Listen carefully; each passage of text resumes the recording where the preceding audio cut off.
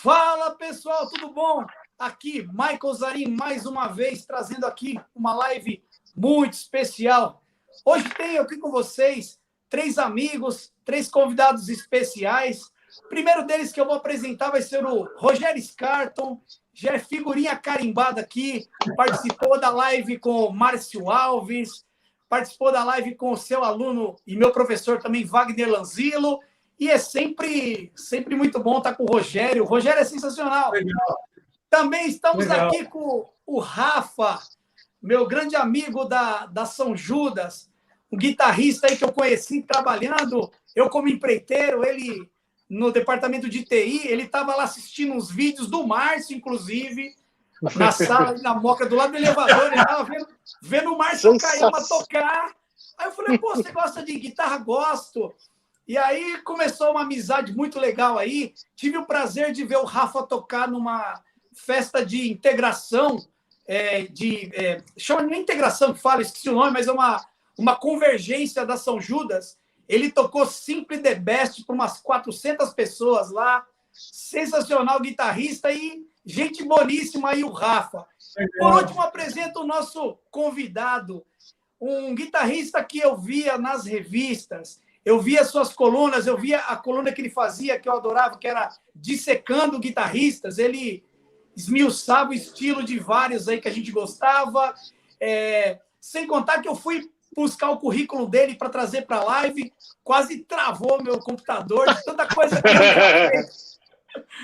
Desde 1980 para cá, ele já fez de tudo na guitarra. Márcio Kayama, obrigado pela presença aqui. Eu que agradeço. Tamo junto. Aí, muito bom. Vamos aí, já quer começar falando alguma coisa aí? Quer perguntar, Rafael? Você que é aluno dele e que me deu essa oportunidade, pergunta aí pro mestre, vai. Em primeiro lugar, dar uma boa noite para todos, né? Para o Rogério, você, Michael, professor Kayama, que me ensinou muito no período que eu tive com ele lá no IGT. Se hoje eu saio descendo arpejo igual maluco na guitarra, foi porque ele me deu a oportunidade de tirar uma cópia de cada modelo de arpejo ali e praticar junto com a gente. Eu continuar estudando ali, eu agradeço muito todo o aprendizado, não só musical, né, que ele me passou, mas para a vida, né? Na época, até o professor estava passando um momento difícil com o pai dele, né? E eu lembro muito bem que era muito complicado para ele, a gente sentia isso, mas assim, a força de vontade dele de dar a volta por cima sobressaía. Obrigado. Eu gostaria de começar falando um pouquinho desse momento que a gente está vivendo, né, de pandemia. Perguntar para o professor Kayama como que está sendo agora a rotina dele, né? Com a entrada do digital, com tudo assim, o mundo parou, né?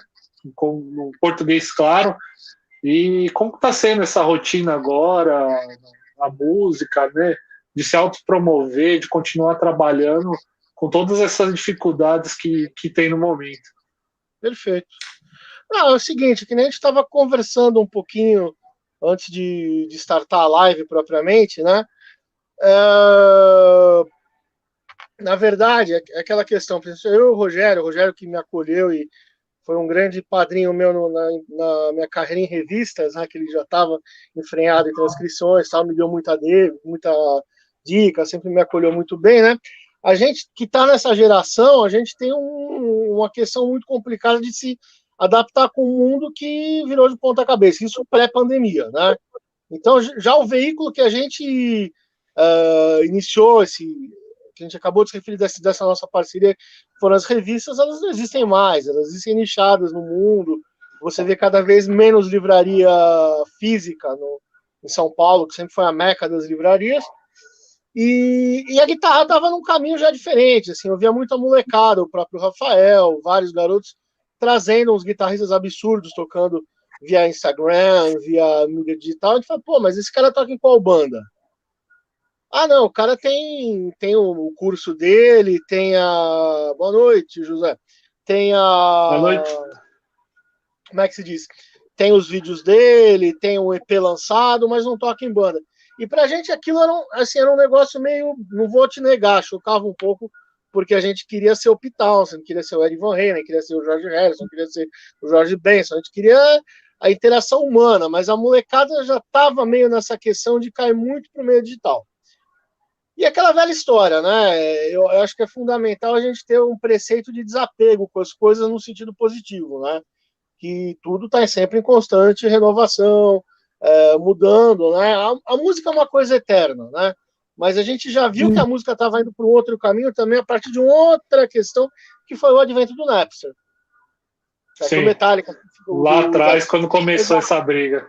Exatamente, que o Lars Ulrich fez uma celeuma, com razão, mas ficou meio ficou mal visto, mas o fato que a música ela virou uma commodity, a gente não é aquela questão que o Rogério passou por isso, eu passei por isso, não sei se o Michael passou, não sei tua idade, né?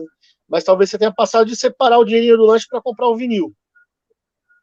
E aquele ritmo do vinil, o cheiro do vinil, todo aquele fetiche que a gente tinha porque então o que acontece? Então todo esse cenário já estava, quem quisesse ou precisasse continuar trabalhando, tinha que estar ligado nessa disruptura. Que é normal de qualquer processo. A gente é artista, a gente tem, geralmente todos nós quatro aqui, a gente tem uma tendência de pegar coisas por um lado não muito pragmático. A gente pega, não, é meio como, puta, que merda, mas na minha época, até, o Rogério uma vez falou um negócio interessante, até da questão das revistas, que a gente não pode ficar muito na minha... Não, segue o baile. Foi. E eu acho que foi por aí meia coisa. Eu acho que eu já estava investindo muito essa questão de, você falou daquela coluna de análise de guitarristas, eu já estava migrando para o YouTube, no Zen Guitarra e Cafeína, fazendo no meu canal já pro meio que eu falava na revista, eu estava meio adaptando para mídia vídeo, né? Bom, veio a pandemia, né? Assim, agora agradeço, assim, fica assim público o meu agradecimento ao suporte dos meus alunos, né? Que 90% foi super empático e comprou a briga de se adaptar na questão digital, né? Então, assim, o que acontece, eu vou até explicar assim como é que tem sido atualmente.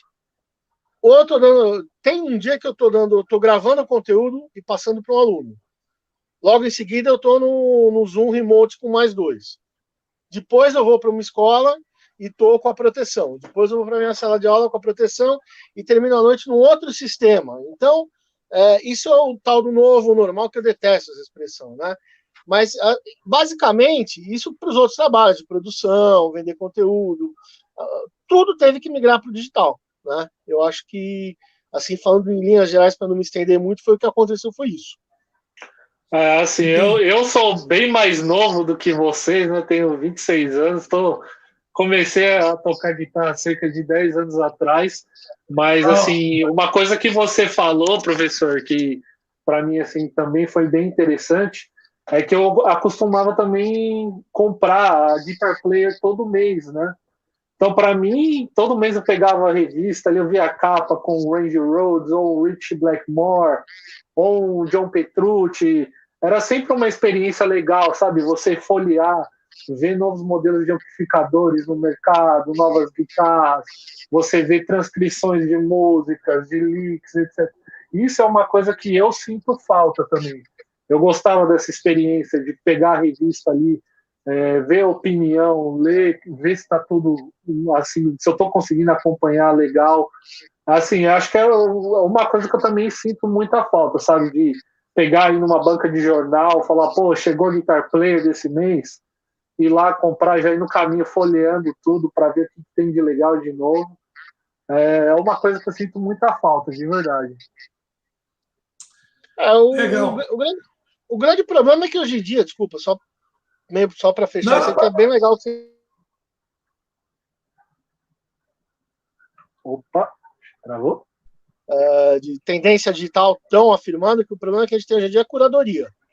No sentido do quê? Por exemplo, você abre uma revista, tinha o crivo do editor, do jornalista, dos músicos, falando da revista de música.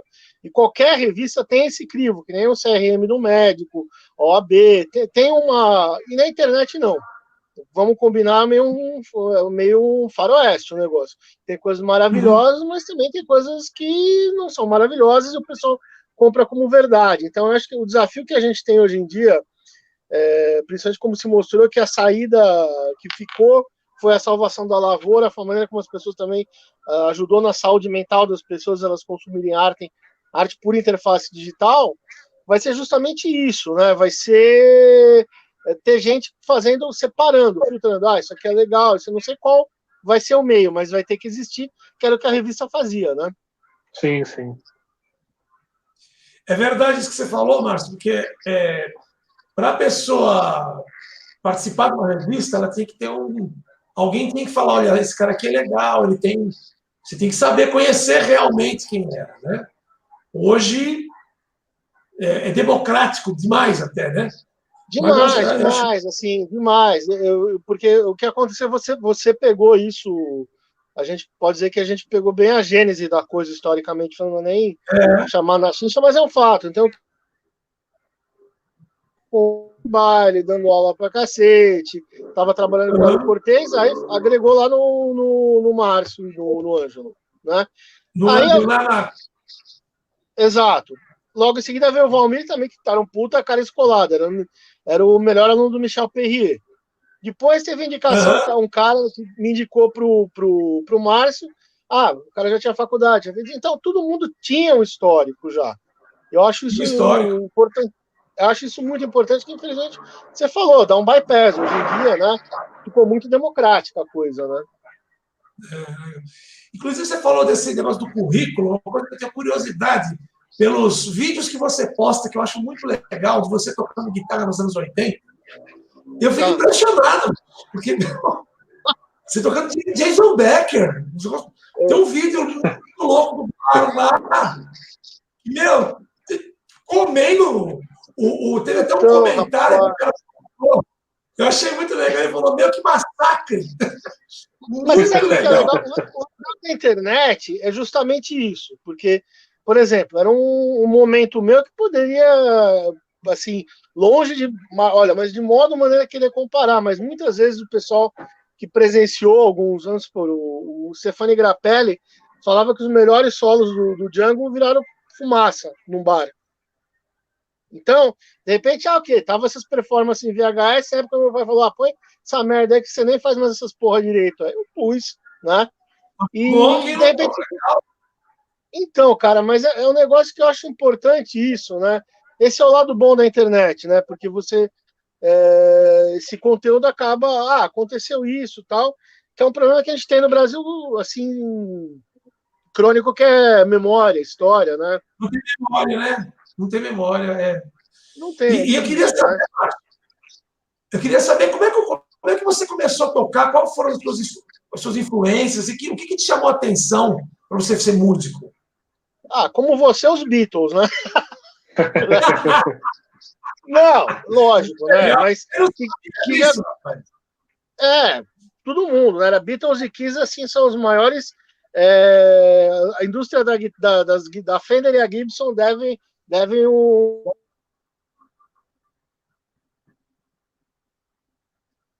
deu uma absurdo, né? E tá voltando já. Voltou. Tá. Mas assim, no meu caso, Beatles, né? Seriado dos Monkees quando eu era criança. Estudei um pouquinho de piano com a minha mãe. Aí eu queria uma guitarra. Aí o meu pai era médico, ele tinha acabado de socorrer o Arnaldo Antunes, o irmão do Sérgio Dias, que tinha dado uns BOs dele. Exato. E o Sérgio, o ícone e tal, tava conversando. Meu pai falou: meu filho quer começar a tocar, eu quero pôr ele para primeiro tocar violão erudito. Você tá certíssimo. E eu fiquei um tempo só tocando violão erudito e tal. Eu ganhei uma cópia de uma Genine Les Paul e tal. E fui ter aula de guitarra com o cara que era aluno do Perrier, o Zé Roberto, né? Depois, como estudava muito e tal, banda de garagem, banda de metal, banda de não sei o quê. E, naturalmente, eu comecei a tocar em banda de cover, fui ter aula com o Perrier, tive aula no IGT, primeira versão com o Vander e com o Mozart Mello. Isso, eu tive aula em 89. Eu dei aula na volta em 96, 97. Exato, exato. Mas o que foi interessante foi o seguinte, né? Era uma época, eu acho que a gente pegou se fala desse vídeo, é gozado porque, por exemplo, a gente ficou numa área cinzenta. Você pega do Heraldo, do Hélio Delmiro, era um pessoal que basicamente adaptava o material de violão e outros instrumentos. O Heraldo, eu acho que era clarinete que ele tocava, né? Adaptava para guitarra tal, e, enfim, foram construindo aqui dentro daquele ambiente de músico de baile, músico de orquestra, outro tipo de repertório tocando, e os músicos de rock da época também. A geração do Vander já pegou, e do Mozart pegou a coisa um pouco mais tipo um Aldi-Meola, que a coisa tinha mais cara de exercício, ficava mais... Agora, a nossa geração ficou numa área cinzenta, que já tinha as videoaulas meio circulando, já tinha as revistas importadas, já tinha... Enfim, mas mesmo assim era restrito. Não é que nem a geração do Rafa, que pegou a coisa já totalmente já escaralhada, né? Mas, assim, o que eu acho é o seguinte, envolve muita, assim, muita dedicação sempre, né? Eu acho que tem aquela fase pontualmente daquele vídeo, eu estava estudando um pouco antes, umas 8 horas por dia, dando muita aula, era vida de monge, né? Era estudar... ir para a faculdade, dar aula para caramba em 7 dias de semana e não comer ninguém, né? Uma bosta, né? Mas tudo bem. Mas era legal, assim, a noite era bacana, né? Você lembra disso? Ela tinha assim, era um lugar não dá para você pensar hoje em dia você tocar lá pontualmente o Vitória, que era uma casa de porte pequeno, médio, mas nichada como um dos lugares assim, badalados de São Paulo, você tem uma banda de hard rock em inglês tocando e ganhando um troco. Não dá pra você pensar isso hoje em dia, né? Então é outro mundo, né? Vamos ver depois da peste como é que a coisa fica, né? Tem muito esse questionamento, como é que o pessoal... Porque, eu até te falo, desculpa falando muito, mas uma coisa que eu achei muito interessante, que aconteceu, eu já estava com a minha carreira muito, na época que o Rafa me conheceu, muito direcionada para tocar em evento de guitarra, ou workshop, ou Sesc, ou festival que o MT promovia, ou centro cultural. É muito legal, que é o sonho de qualquer guitarrista fazer isso. Só que eu estava com falta de ir para a noite, voltar a tocar rock and roll. Aí eu montei uma banda, tal, a gente começou a fazer algumas coisas, o Lagarto, acho que o Rafa chegou a acompanhar um pouco. Sim, mas, cara, como a coisa tava complicada, assim, de desrespeito geral, assim, a galera não saía mais de casa. Então, o que acontece, assim, que eu comentei já em outras situações sobre isso, você lançou um single da banda, o Quesada produzindo, produção gringa, fechou o teatro lá da escola, contratou iluminador, sábado à tarde, horário super tranquilo, e a gente ripando na divulgação. Do auditório de 150 pessoas tinha 30, e metade era família e amigos. Então, você fala... então isso eu já estava achando meio estranho, esse caminho, que você é muito mais inteirado na música ao vivo do que eu, você pode até me atestar ou não sobre isso, mas eu estava sentindo que as pessoas não estavam dando muito mais o devido valor à música ao vivo, né? Agora que não tem, não sei se eles vão começar a valorizar, né? O que você está falando é verdade, Marcos. Eu vi, não por esse lado que você sempre viu, que você sempre tocou em eventos de guitarristas, né?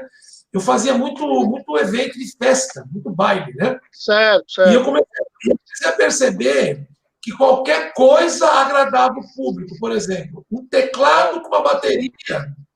O pessoal aceitava de boa. E aí, exato. 5 metais, 4 cantores, 2 tecladistas, eu de guitarra e o baixo. Aí começou a ver, o cara da banda começou a ver que não precisava mais de metais. E é triste, porque é muito diferente quem está acostumado a ver, né? E aí, foi o que você falou, a qualidade, tipo, é só música. Eu sinto isso hoje. É só uma música, que nem o Rafael falou dessa relação que ele tinha com a revista. Eu lembro que quando morreu o Steve Ray Vaughan, eu trabalhava no Banco Nacional. Comprei a Guitar Player, fui folheando no metrô, assim, putz, Steve Ray Vaughan, sabe aquele contato? E qualquer coisa que saía tinha uma parte chamada Sound Page, que era um disco que vinha, que era meio de vinil. Você não via a hora de escutar o trabalho. Hoje, assim, não é que o pessoal não liga mais, foi desvalorizando, né? E é bem isso que você falou mesmo. Você fez uma divulgação animal e aí você não. Eu achei que, olha, eu nunca esqueço a primeira vez que eu toquei num bar, assim, na minha vida, nos bexiga da vida, tipo, não lembro se foi no Aurora, no Pedaço, num horário péssimo, assim, né, meia dúzia de pessoas na plateia, mas eu lembro até hoje, a paga do show, assim, cara, eu troquei corda de 2 guitarras, comprei um vinil do Pink Floyd, e ainda ganhei um Guaraná e um sanduíche. Assim, aquela roubada de 5 pessoas na plateia, sabe? Sim. Nessas últimas vezes que eu tava começando a me enfiar em bar, em casa, não vou nem quero citar o nome das casas efetivamente, mas o cara, pô, Marcião, que honra que você tá aqui, puta, você tá. Nossa, mas olha, eu nunca pensei que você fosse te ver e você tá tocando aqui. Não, imagina, tal. A propósito, a tua comanda deu tanto, que era batata frita e a Coca-Cola do Road. Aí você chega num ponto, fala, meu, não é questão de ter que pagar uma porra de uma batata frita com Coca-Cola, não é isso do Old, mas eu digo a questão meio, tipo, foda-se, era um bar que tava, assim, vários folders, assim, de colegas nossos, assim, do mesmo rolê nosso, gente extremamente competente, tocando pra caralho, e tava se sujeitando nessa, né? Eu não sei, talvez eu esteja romantizando um pouco essa questão pandêmica, né, que vai dar exatamente, né, mas assim, eu achei que era uma pausa assim fundamental para a raça humana, para dar uma... Eu também achei isso. A gente vai começar a ter uma como é que se diz, um feedback assim da coisa agora com as coisas voltando a um certo normal, né? Mas eu acho que nesse sentido vale como no mínimo, uma boa repensar a vida, né? Sim, e eu tenho esperança, não sei se você pensa assim, Márcio, de as pessoas voltarem a apreciar, a contemplar, assim, porque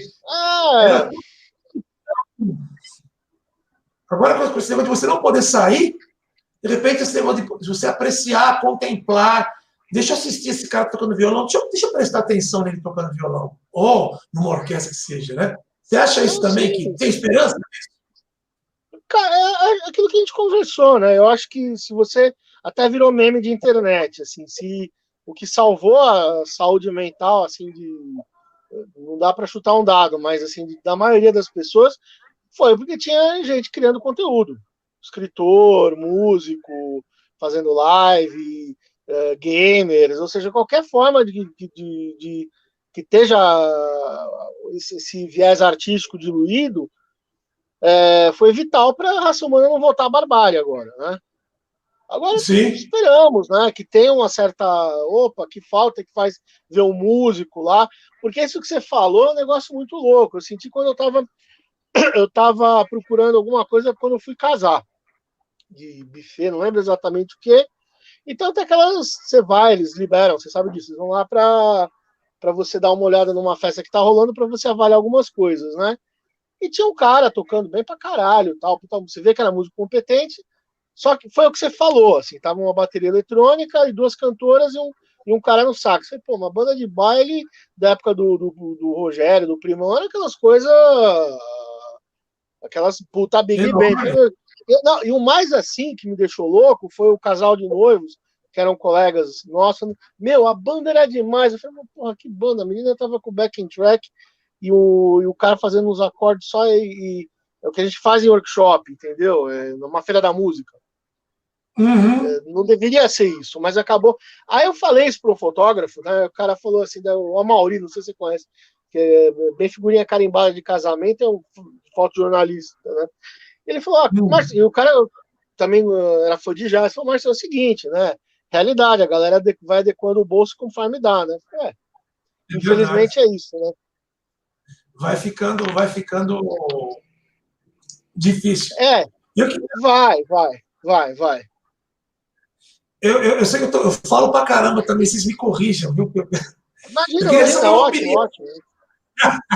Eu queria saber uma opinião tua sobre. Eu entro meio que na defesa desse pessoal, né? O pessoal fala muito hoje, muito guitarrista de quarto, né? Guitarrista que fica vídeo. Eu tenho, tipo assim, até respeito se você pensar ao contrário, mas, tipo assim, não é o que restou para essa moçada, velho? Não, é o que restou, porque o que acontece, assim, eu vou te falar, assim, como eu te falei logo, a gente estava meio vendo até em relação, pegando o Rafa como contraponto dessa nosso, que é essa geração, né?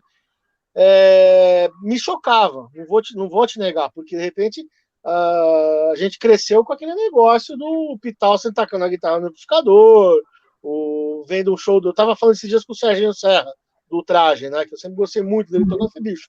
As minhas duas primeiras guitarras boas importadas foram uma Fender Creme e uma Kramer vermelha, também porque era o que você tinha.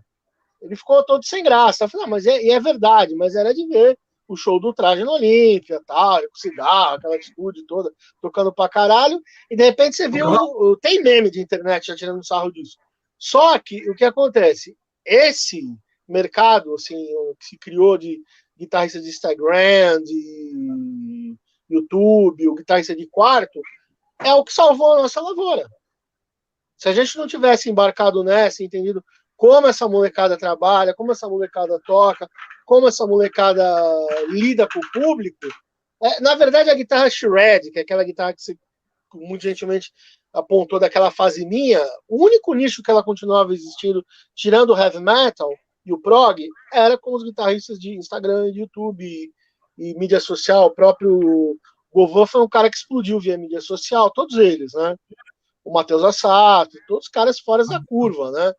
Mas, assim, cabe a nós, assim, entender que as regras do jogo é essa agora, né? Aliás, vai ter outra regra que a gente não sabe ainda, né? A gente não sabe, né? É verdade. Não Se sabe, tiver alguma pergunta, eu estou aqui com um monte de coisa aqui, eu vou riscando as perguntas. Eu falo, eu sou curioso pra caramba. Assim. Ô, Michael, o seu microfone está mutado. Ah, agora sim! Parece que eu nunca fiz live nesse negócio, pô. Agora vocês estão me ouvindo. É o seguinte, vocês falaram, né, do final das revistas, essa entrada da era da internet, do pessoal que toca no quarto, que se fala muito, que é o que restou, como o Márcio disse. Mas, assim, esse pessoal da geração, Márcio Kayama, Rogério e muitos outros que eu venho conversando, talvez não entraram nessa onda de internet, Instagram antes, sim, porque não precisavam.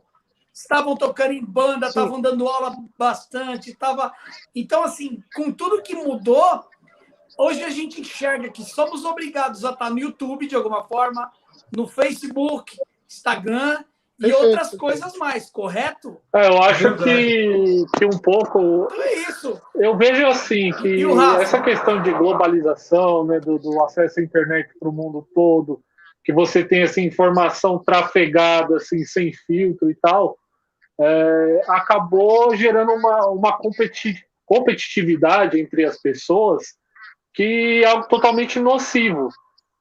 Parece que hoje em dia as pessoas só buscam aquela pessoa que toca que nem um robô sem errar uma nota. Só essa pessoa tem um valor.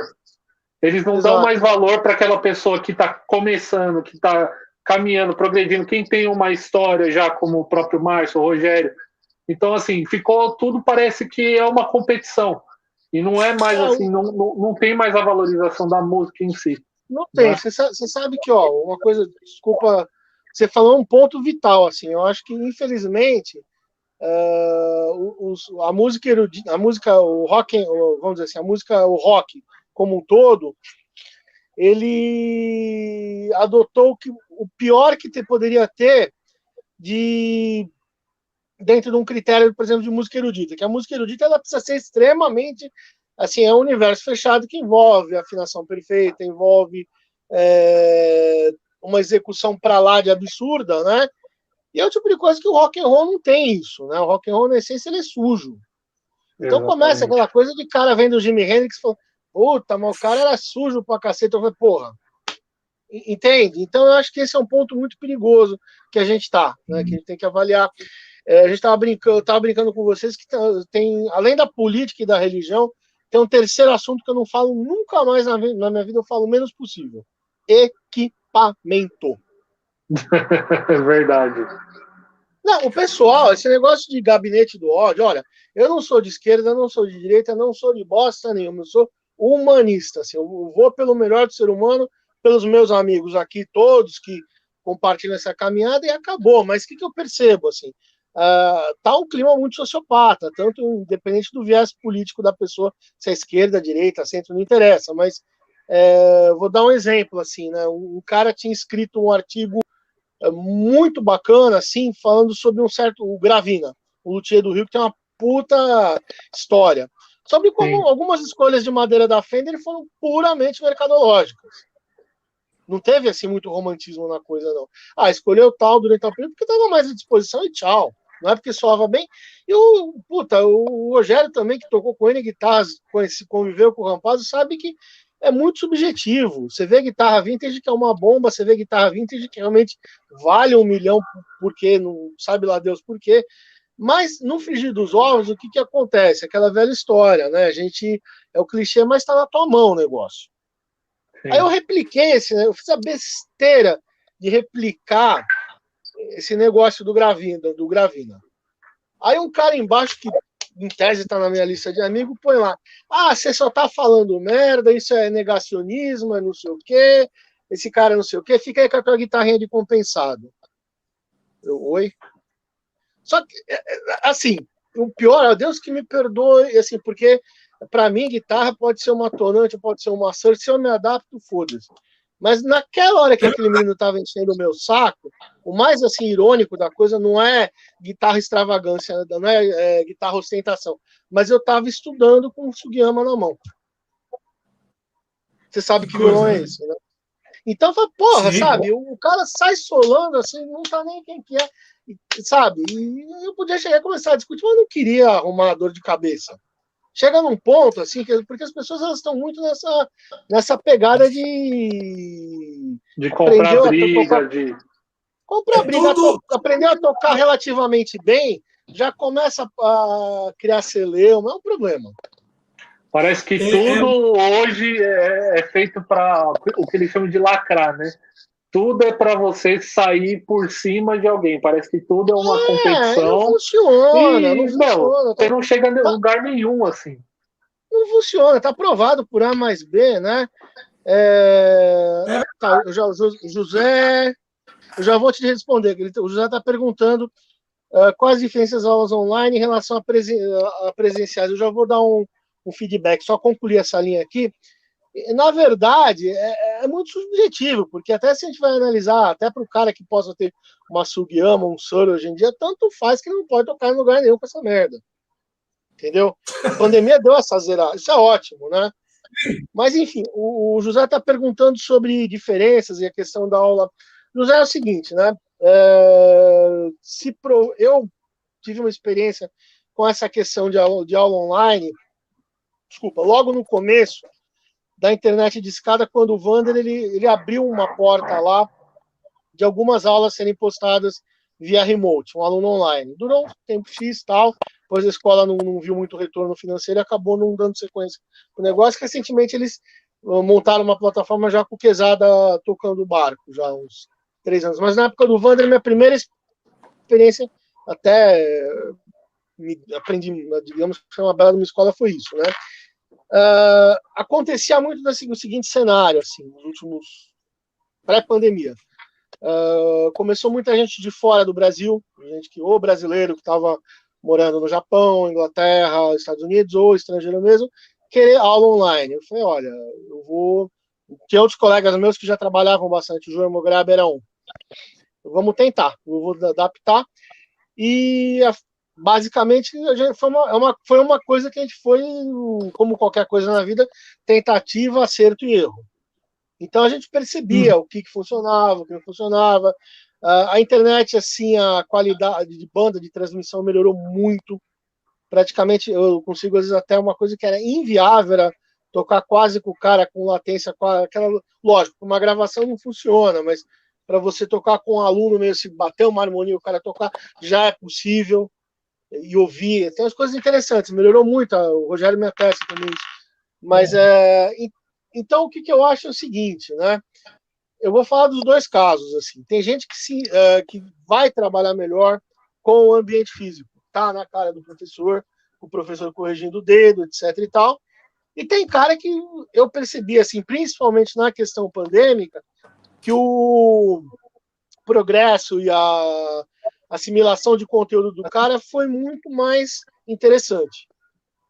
Então, eu acho que você tem prós e contras, sem querer dar uma de ensaboado, nas duas situações. Aí vai muito daquela coisa do que você quer para você, né?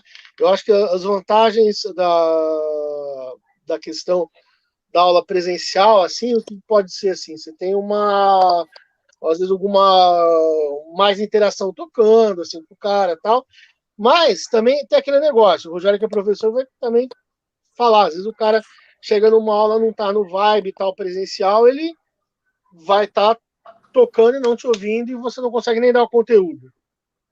Fica uma situação meio... E no online isso não acontece, no remote. Você vai passando conteúdo, vai induzindo o cara, você consegue ser bem mais assertivo, de um modo geral. Eu percebi o seguinte comigo, pela seguinte relação também. Na verdade, eu estou há um bom tempo pleiteando para voltar para o meio acadêmico. Eu terminei a faculdade em 94 e tal, e uma parte da galera já fala, eu sei fazer um mestrado. Aquela velha história, metade te acha um gênio, outra metade te acha uma merda, mas não é nem uma coisa nem outra, né? Mas eu achei que fazer um mestrado naquele momento em música ia ser um negócio muito complicado. Por quê? Eu acho que música é muito hora voo, não tem jeito. Então tem N experiência de gravar CDs, produzir, dar muita aula, acompanhar artista, tá? Fazendo várias coisas que eu jamais ia fazer se eu tivesse já dado uma engessada no meio acadêmico, né?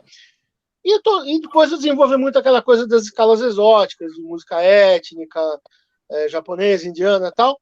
E faz um tempo que eu estou tentando ver onde eu consigo encaixar dentro de alguma pesquisa acadêmica. Acho que eu estou meio mais caminho esse ano, estou um pouco melhor em achar essas interfaces, mas estava muito complicado ver alguma pesquisa já andando de alguém que já tivesse na área de musicologia para agregar isso e eu conseguir estar com o mestrado. Eu preciso voltar a estudar. O que eu vou fazer? Eu comecei uma pós em Cool Hunting, que é uma área do marketing, né? Na verdade, que eu sempre... A minha primeira opção foi comunicação social, que eu entrei e larguei um mês depois. Mas, enfim, eu acho importante a gente estudar, tá sempre estudando. E eu percebia, na Embi Morumbi, lógico que com a peste a coisa ficou toda online, remote. E, sinceramente, eu acho que eu aproveitei, estou terminando o curso, e muito. Eu acho que é aquela velha história, quem faz é o aluno e o ambiente. Tal, que o desejo dele aprender e tal. Mas, assim, sendo pontualmente nessa questão de presencial online, eu acho que é prós e contras. Você pôr no papel, assim, eu vou ter que me locomover muito? Vai sair mais barato? Eu vou... E testar os dois sistemas e ver o que se adapta melhor, né? Por segurança, assim, eu acho que hoje em dia, quanto mais estou podendo jogar para remote, assim, eu estou jogando. E, no geral, se provou em qualquer área, né? Corporativa, qualquer outro business, que o home office é uma verdade que não acaba com a economia, pelo contrário. Tem isso também, né?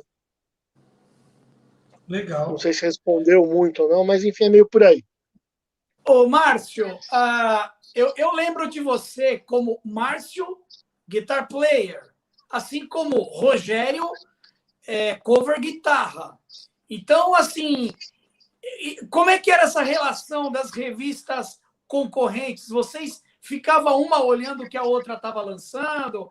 Era meio que Globo, SBT ou não tinha essa? A gente era assim, né? Eu e o Rogério, o que acontecia? A gente sempre foi muito amigo, né? Mas a questão toda, assim, é que a revista não era o principal ganha-pão da gente, tá?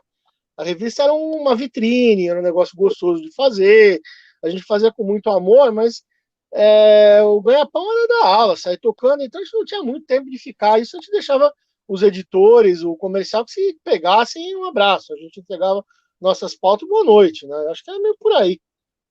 Entendi. Eu vou apimentar essa pergunta. Olha, eu trabalhei muito dentro da cover guitarra, assim, para nós músicos era tudo de boa. Porque o Márcio era da Guitar Player, ficou na cover guitarra um tempo, e para nós era normal, mas Nos bastidores era Globo SBT, sim. Ah, sim, era assim. Os caras, tipo assim, tinha uma concorrência de capa, às vezes. Eu lembro que Sim. quem é que, por exemplo, quem vai ver no Brasil, quem é que vai lançar a primeira capa? Quem é que vai lançar a primeira. Quem é que vai fazer a melhor entrevista, né? Mas os músicos eram fora disso, viu?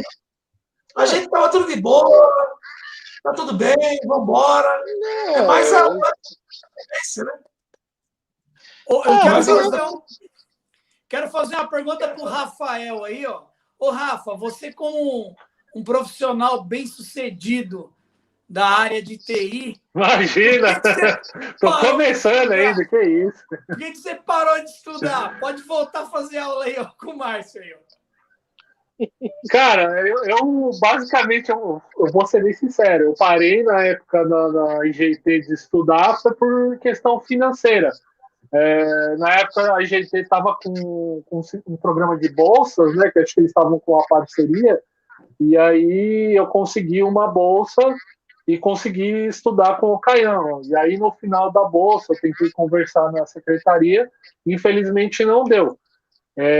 Eu tentei de outras formas ingressar com algum tipo de desconto, mas acabou não dando certo. Mas assim, não foi por causa disso que eu também deixei de estudar. E assim, para mim a guitarra também está sendo uma experiência muito bacana, porque eu comecei tocando guitarra por influência do meu irmão, que ouvia Iron Maiden, me deu um CD do Iron Maiden, que foi o Peace of Mind. Cara, eu passava o dia inteiro ouvindo o CD. Eu falei, putz, eu quero tocar guitarra, eu quero seguir isso, entendeu? Então, para mim, foi um baita desafio. O que me, assim, fugindo um pouco da pergunta, o que acabou me motivando a estudar guitarra foi quando eu vi um vídeo do Steve Vai, porque eu nunca tinha ouvido guitarra instrumental. Para mim foi algo totalmente novo, entendeu? Então foi sabe aqueles momentos da vida que dá um estalo na gente, tipo, putz, é isso que eu quero? Foi exatamente isso. Ele foi o primeiro combustível para eu falar, não, agora eu quero uma guitarra, que eu quero aprender a tocar e fazer isso. Entendi. Bacana. Não, outro patrimônio da raça humana também, né? Quanta gente também não startou por causa do cara, né? Márcio, deixa eu te fazer uma pergunta. Diga. Eu não sei se você era.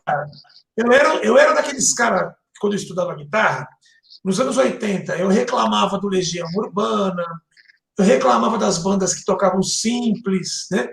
Nos anos 90, sempre fui bobo, chato, muito simples, muito não sei o quê. Certo. E hoje eu sinto uma falta lascada. Hoje eu gosto muito de Legião Urbana, eu gosto muito de Raimundos.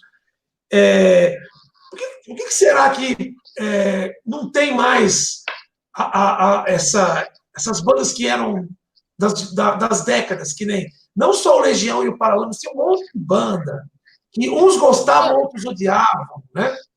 E eu percebo assim que você não acha que o pessoal parou um pouco de fazer música? Assim, a molecada parou um pouco de se reunir e fazer um som?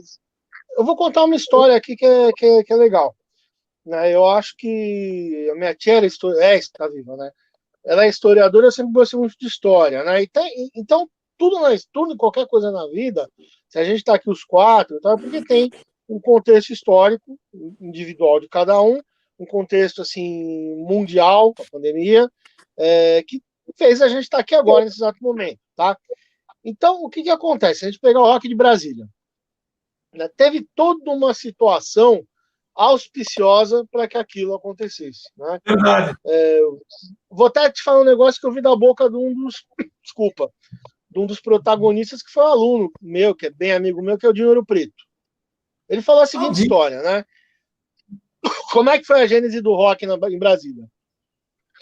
Todos eles eram filhos de classe média alta lá. Era filho de militar, filho de diplomata, de funcionário de alto escalão, e andavam muito juntos, assim. Tanto é que o pai do Dinho é casado com a mãe do Dado, né?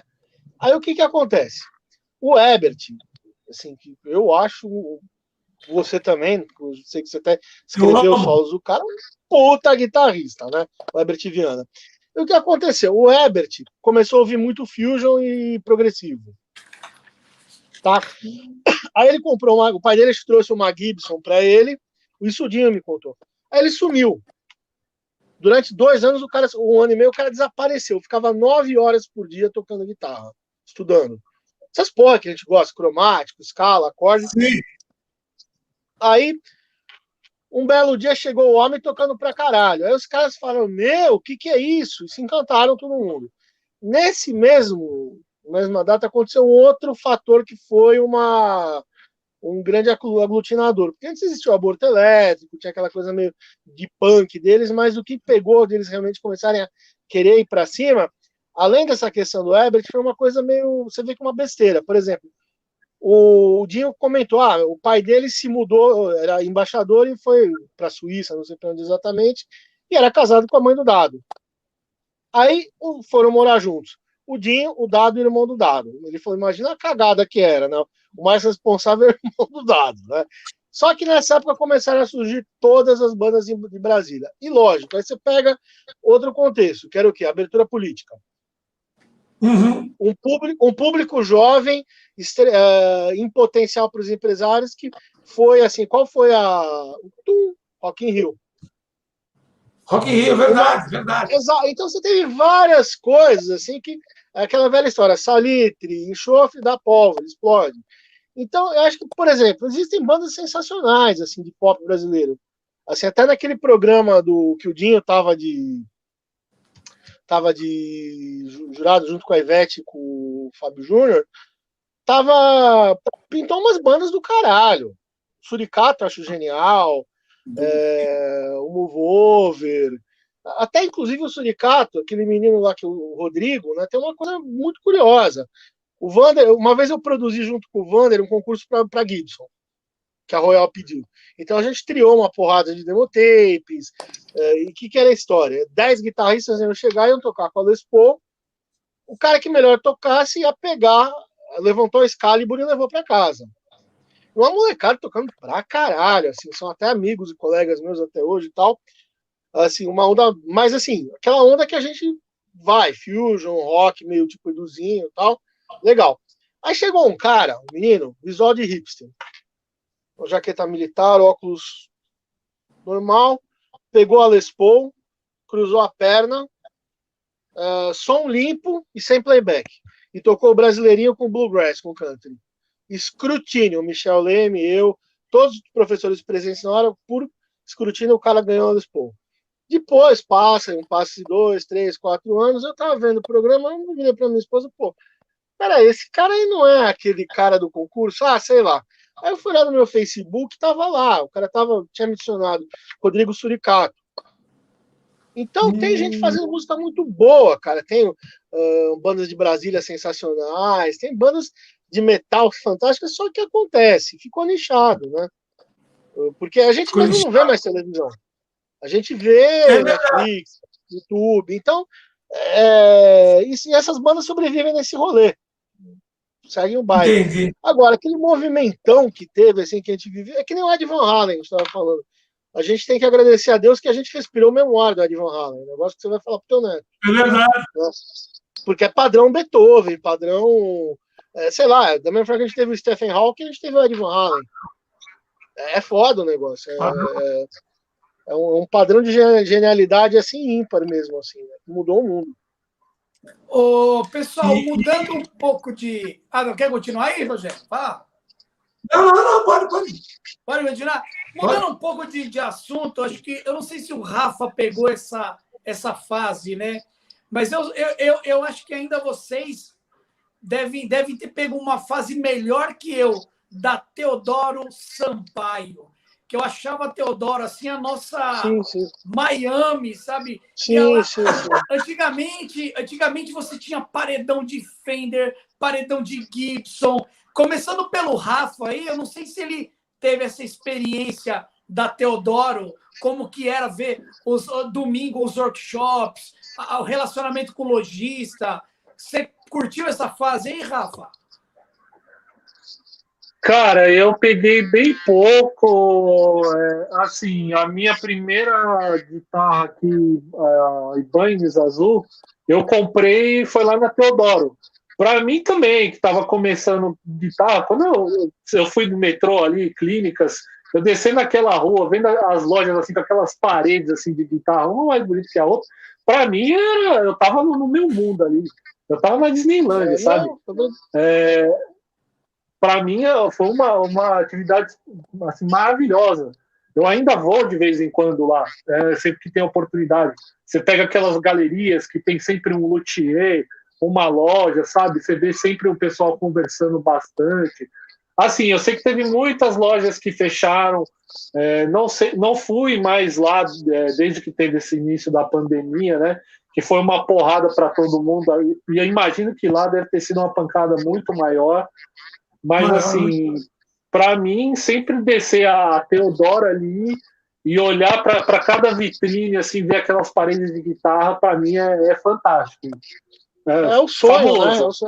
É o sonho que a gente é feito. Você sabe que eu ia cabular aula na época do cursinho, em 89, 90, para ir ver guitarra lá, né? Tinha poucas lojas. Tinha a Gangue, né, Rogério? A música, a Gangue. E ficava olhando uma Fender antiga que tinha lá uma 78, babando na guitarra, enfim. Mas o que 68, na verdade. Mas o que acontece, né? Recentemente você vê como você ainda tem empresários idealistas, assim, que tem daquele amor ao negócio do Davi, o dono da Guitar Point, né? Eu fui tocar, ele cedeu lá para a Fátima fazer um coquetel de lançamento do livro do Vander Tafo, que eu fiz a edição técnica do livro e tal. Então, fui lá fazer um barulho junto com outro rapaz que transcreveu, que é o Guto de Boa, era um puta guitarrista que foi aluno meu do IGT, grande amigo. E tava o Éder Bá também, a gente fez umas jam muito legais lá.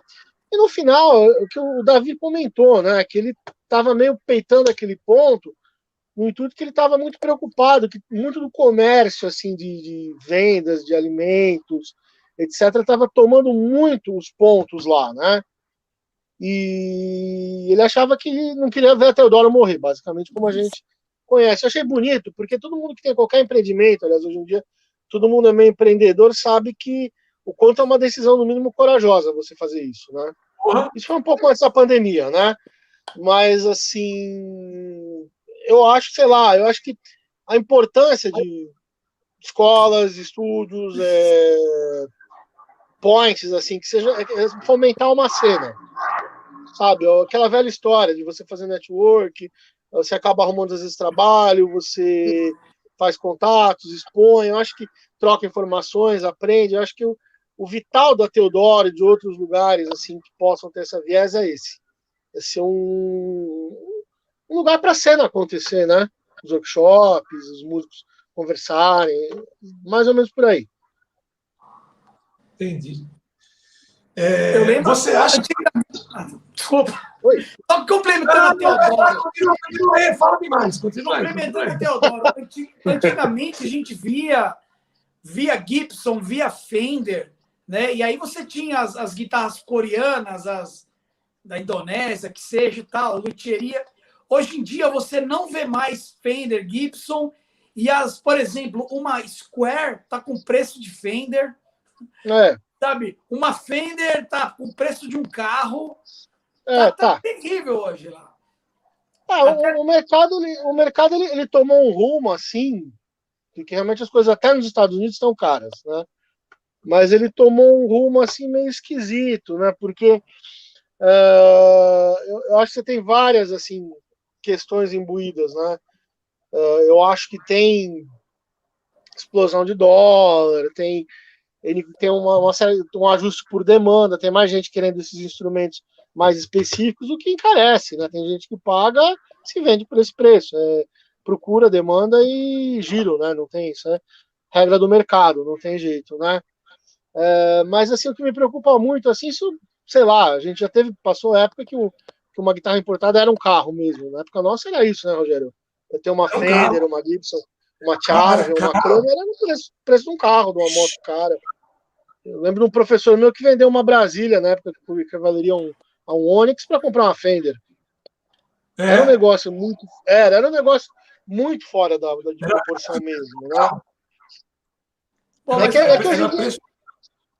agora, se antes do Rogério falar, estou igual o João Kleber aqui. Só quero agradecer o pessoal que está com a gente, interagindo no chat, onde eu dou uma atenção aqui, ó. Bruno Isola, Rodrigo Marconi, Kelly Roche, Michael Duran, José Scacabarose, Daniele Bertoli e tudo mais aí. Todo mundo está com a gente. Obrigado pela presença. Vamos interagindo no chat. Se tiver alguma legal. pergunta aí, eu boto só na agradecer tela. ao Rodrigo. O Rodrigo é um maestro fora de série do Rio, que eu estou tendo a honra de estar realizando uns trabalhos com ele, né? Chamado Eloquências, que eu gosto muito de música erudita contemporânea. Foi um viés que eu peguei gosto na faculdade. A gente está desenvolvendo um trabalho muito legal. Chama Eloquências, quem quiser procurar na internet. Aproveitando, então, Márcio, o Rodrigo falou o seguinte, que o que está precisando nessa vida é a formação estética. E eu realmente não sei do que se trata. Eu acho que não tem nada a ver com estética visual, né, Okayama? Explica para nós aí. O que acontece é o seguinte, na verdade, eu acho que tem uma questão que eu acho que é o grande problema que a gente tem como sociedade no Brasil, né? Você tem uma análise a gente tem uma análise muito rala de tudo. Então, por exemplo, assim, aquela questão que a gente falou do Jimi Hendrix, tá? Você vai pegar um garoto que ouviu um padrão de traste de inox com shimmer, com não sei o quê, com tal, tocando num volume baixo, com abafador. Lógico, o cara vai ver um cara dos anos 60 com 2 plexis abertos no último, inventando um jeito de tocar, vai achar sujo, óbvio. Mas, assim, tanto faz se é sujo. A pessoa tem que... Eu acho que essa visão, assim, menos sistêmica e mais holística, mais, assim, ampla da estética, cai um pouco nesse exemplo prático, sabe? A pessoa ter eu acho que, basicamente, a gente tem que ter uma avaliação na sociedade no intuito de incentivar muito a leitura, incentivar muito a audição, incentivar muito a busca por conhecimento de modo geral, que cada um vai ter esse apuro estético de uma maneira assim, autodidata mesmo, não é uma coisa que necessariamente você tem que ser um universitário, um bacharelado, ou fazer qualquer curso mas buscar assim, essas referências eu acho fundamental. Né? E a internet é boa por isso, né? A gente tinha que ir atrás de fita, ir atrás de cópia de partitura, esperar a tia rica da Europa trazer algum negócio. E hoje em dia a coisa é mais fácil, né? Você tem as referências, você está falando para um aluno, você tem que ouvir o Julian Brim interpretando essa peça, obrigado, ouça, por favor, do compositor renascentista. Ouça o cara, vamos comparar com esse. Então tá tudo muito já na cara. Eu acho que apuro estético vem muito disso, sabe? Eu acho que até como professorado a gente tem muito essa obrigação de induzir muita galera, porque às vezes o cara ele quer uma solução muito pragmática, seja o hobbyista, seja o profissional. O Rogério sabe disso. Ou o cara quer aprender tal música. Ok.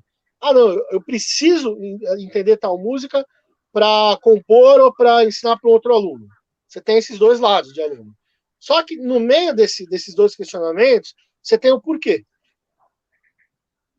Aí que a estética é um ingrediente nisso. Sabe? O famoso, não é dar o peixe, mas dar a vara para o cara aprender ensinar o cara a pescar. Acho isso fundamental. Entendi. Legal. A gente estava falando de guitarra, né? Aí queria saber do Márcio, o que ele acha das guitarras feitas pelos luthiers brasileiros. Inclusive, você tem...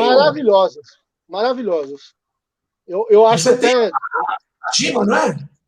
Eu tenho várias de luthiers brasileiras. Assim, na verdade, eu tenho uma relação assim de que sai uma guitarra com o meu nome assinada pela Seise, que é uma Telecaster feita no Japão com a bandeira de guerra, não, feita na China legal. Com a bandeira de guerra do Japão, é um instrumento em linha. Mas eu acho que, por exemplo, você pega o Seise em si, a gente deve um braço para esse homem, todo mundo. Sim, não tem o que falar, todo mundo deve muito.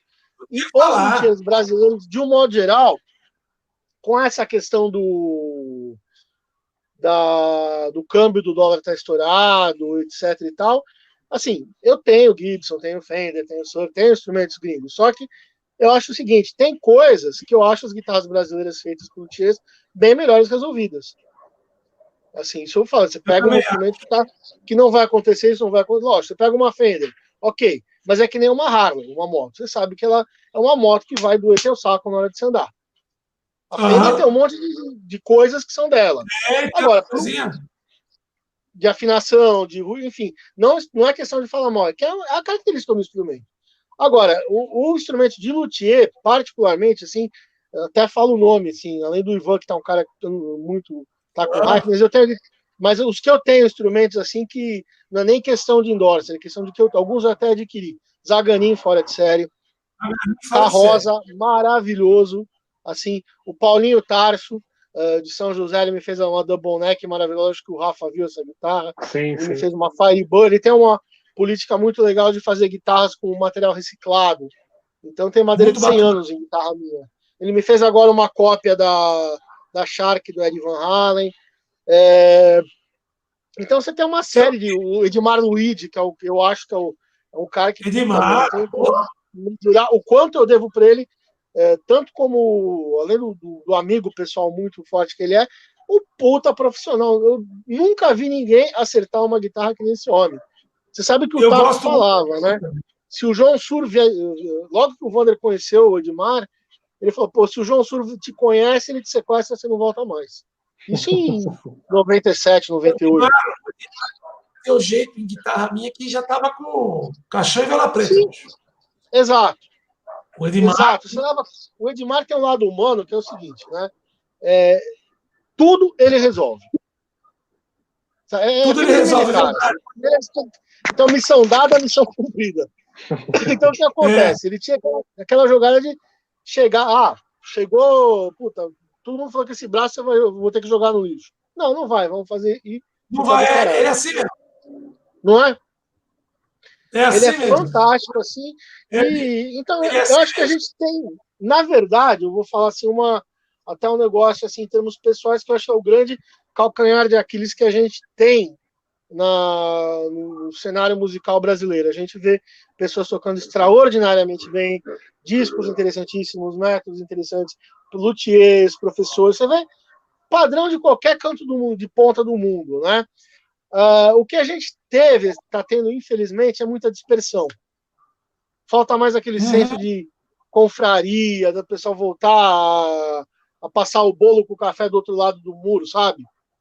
Mais essa gentileza, mas tem muita gente fantástica, mas eu nem culpo a índole. Eu acho que a dinâmica da vida está causando isso. Essa rodinha de Hamilton que a gente tá... Eu não falo com você há quanto tempo, Rogério? Eu acho que pessoalmente, nossa, tempo pra caralho. Foi um workshop lá no Objetivo. Não sei se foi do Steve Morse ou do Malmsteen.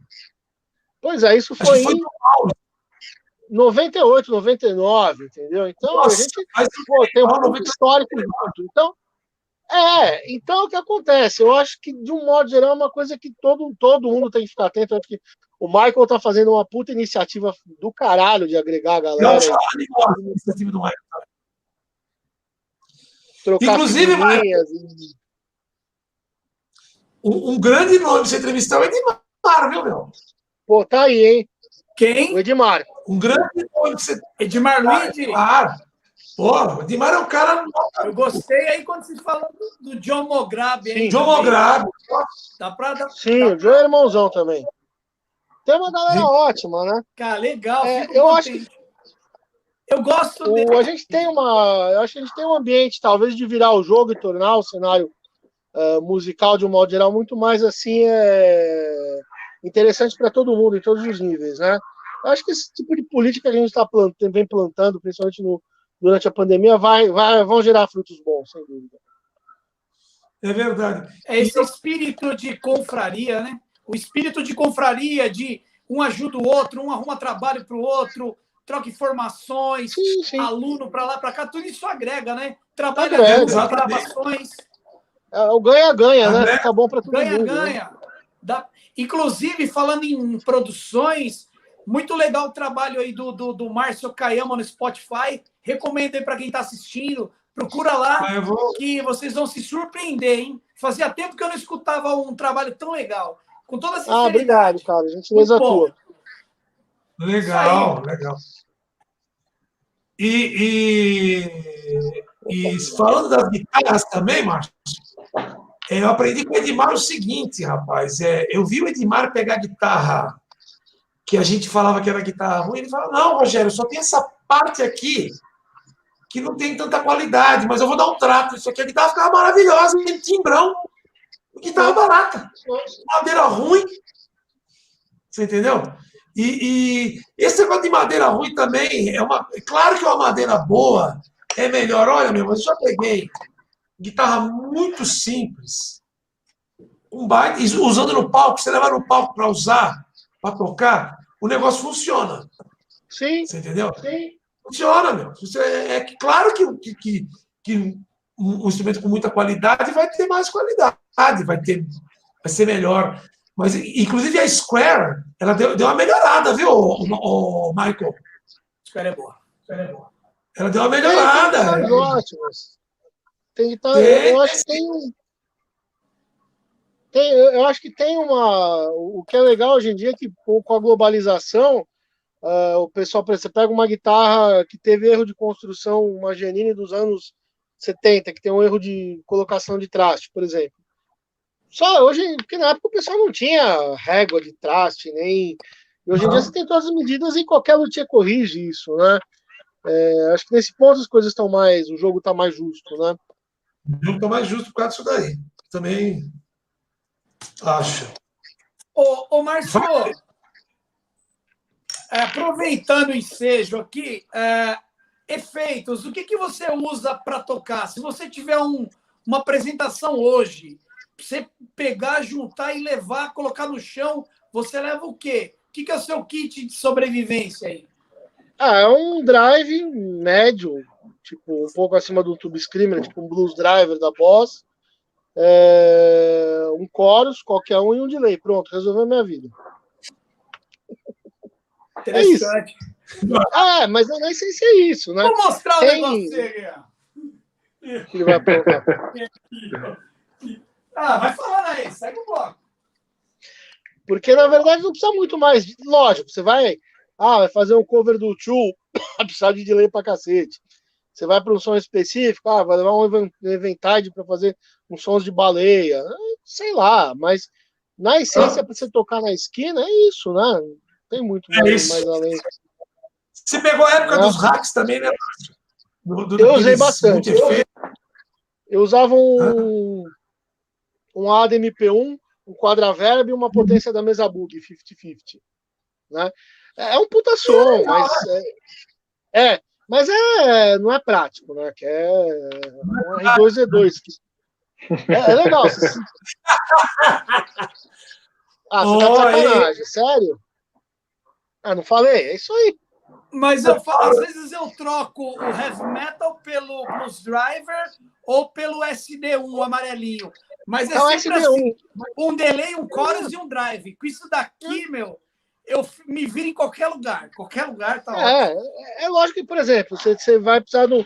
Aí você começa, é bom ter um boost por causa que o baterista se anima na hora do solo. Aí você tem um boost. Precisa de um wah para tocar um Hendrix, mas na essência é isso, você vai ensaiar isso, né? Não tem muita filosofia. É isso aí, né, Rafa? O Rafa é básico também, né, Rafa? Cara, eu também não. Assim, eu acho que efeito também depende muito de situação. Não adianta você ficar inventando muita história.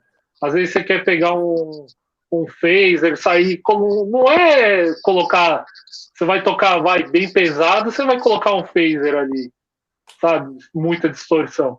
Eu sou tipo metal direto. Eu gosto assim de um timbre do Metallica, sabe? Que é distorção e sentar a mão ali, no máximo um wah, um delay, um reverb, assim, para dar um pouco de ambiência e já era. Mas eu acho que, assim, é sempre legal a gente experimentar um efeito, alguma coisa diferente, né? Porque, querendo ou não, os efeitos que me marcaram veio muito também do Ed Van Halen. Por exemplo, o efeito em Unchained, o phaser dele, o flanger, em Hear About It Later, cara, tudo aquilo ali... Ele inventou a guitarra moderna, como a gente conhece, né? O tipo daquele brown sound, com aquele médio ganho, assim, um pouco mais arranhado. Sei lá, virou a referência, né? Tudo antes e depois do Eddie Van Halen, né? Não tem jeito. Esse timbre marrom dele, eu lembro até hoje que quando eu tava começando a tocar guitarra, no primeiro luthier que eu fui foi o Tiguez, na época que ele tava ali na Praça da Árvore. Praça da Árvore. Cara, eu tava lá com a minha guitarra de R$300 que eu ganhei, assim, pra arrumar, e aí eu vi que ele tava construindo uma réplica da Frankenstein. Eu falei, cara, eu posso tocar? Meu, até hoje a sensação de tocar aquela guitarra pra mim é uma coisa muito maravilhosa, sabe? Tirar ali o timbre do Van Halen, você vê a guitarra assim, meu, tem coisa que não paga, sabe? Aqueles 5 minutos que você fica ali com uma guitarra no colo, não paga, não tem... Igual quando eu fui comprar a minha Ibanez, que o cara lá na Teodora ligou a guitarra no Marshall MS-800. Cara, que mundo que eu ia imaginar que eu ia testar uma guitarra naquele amplificador, sabe? De eu poder virar o drive, ele aumentar o volume. É coisa que, tipo, acaba marcando você, sabe? Ah, sim.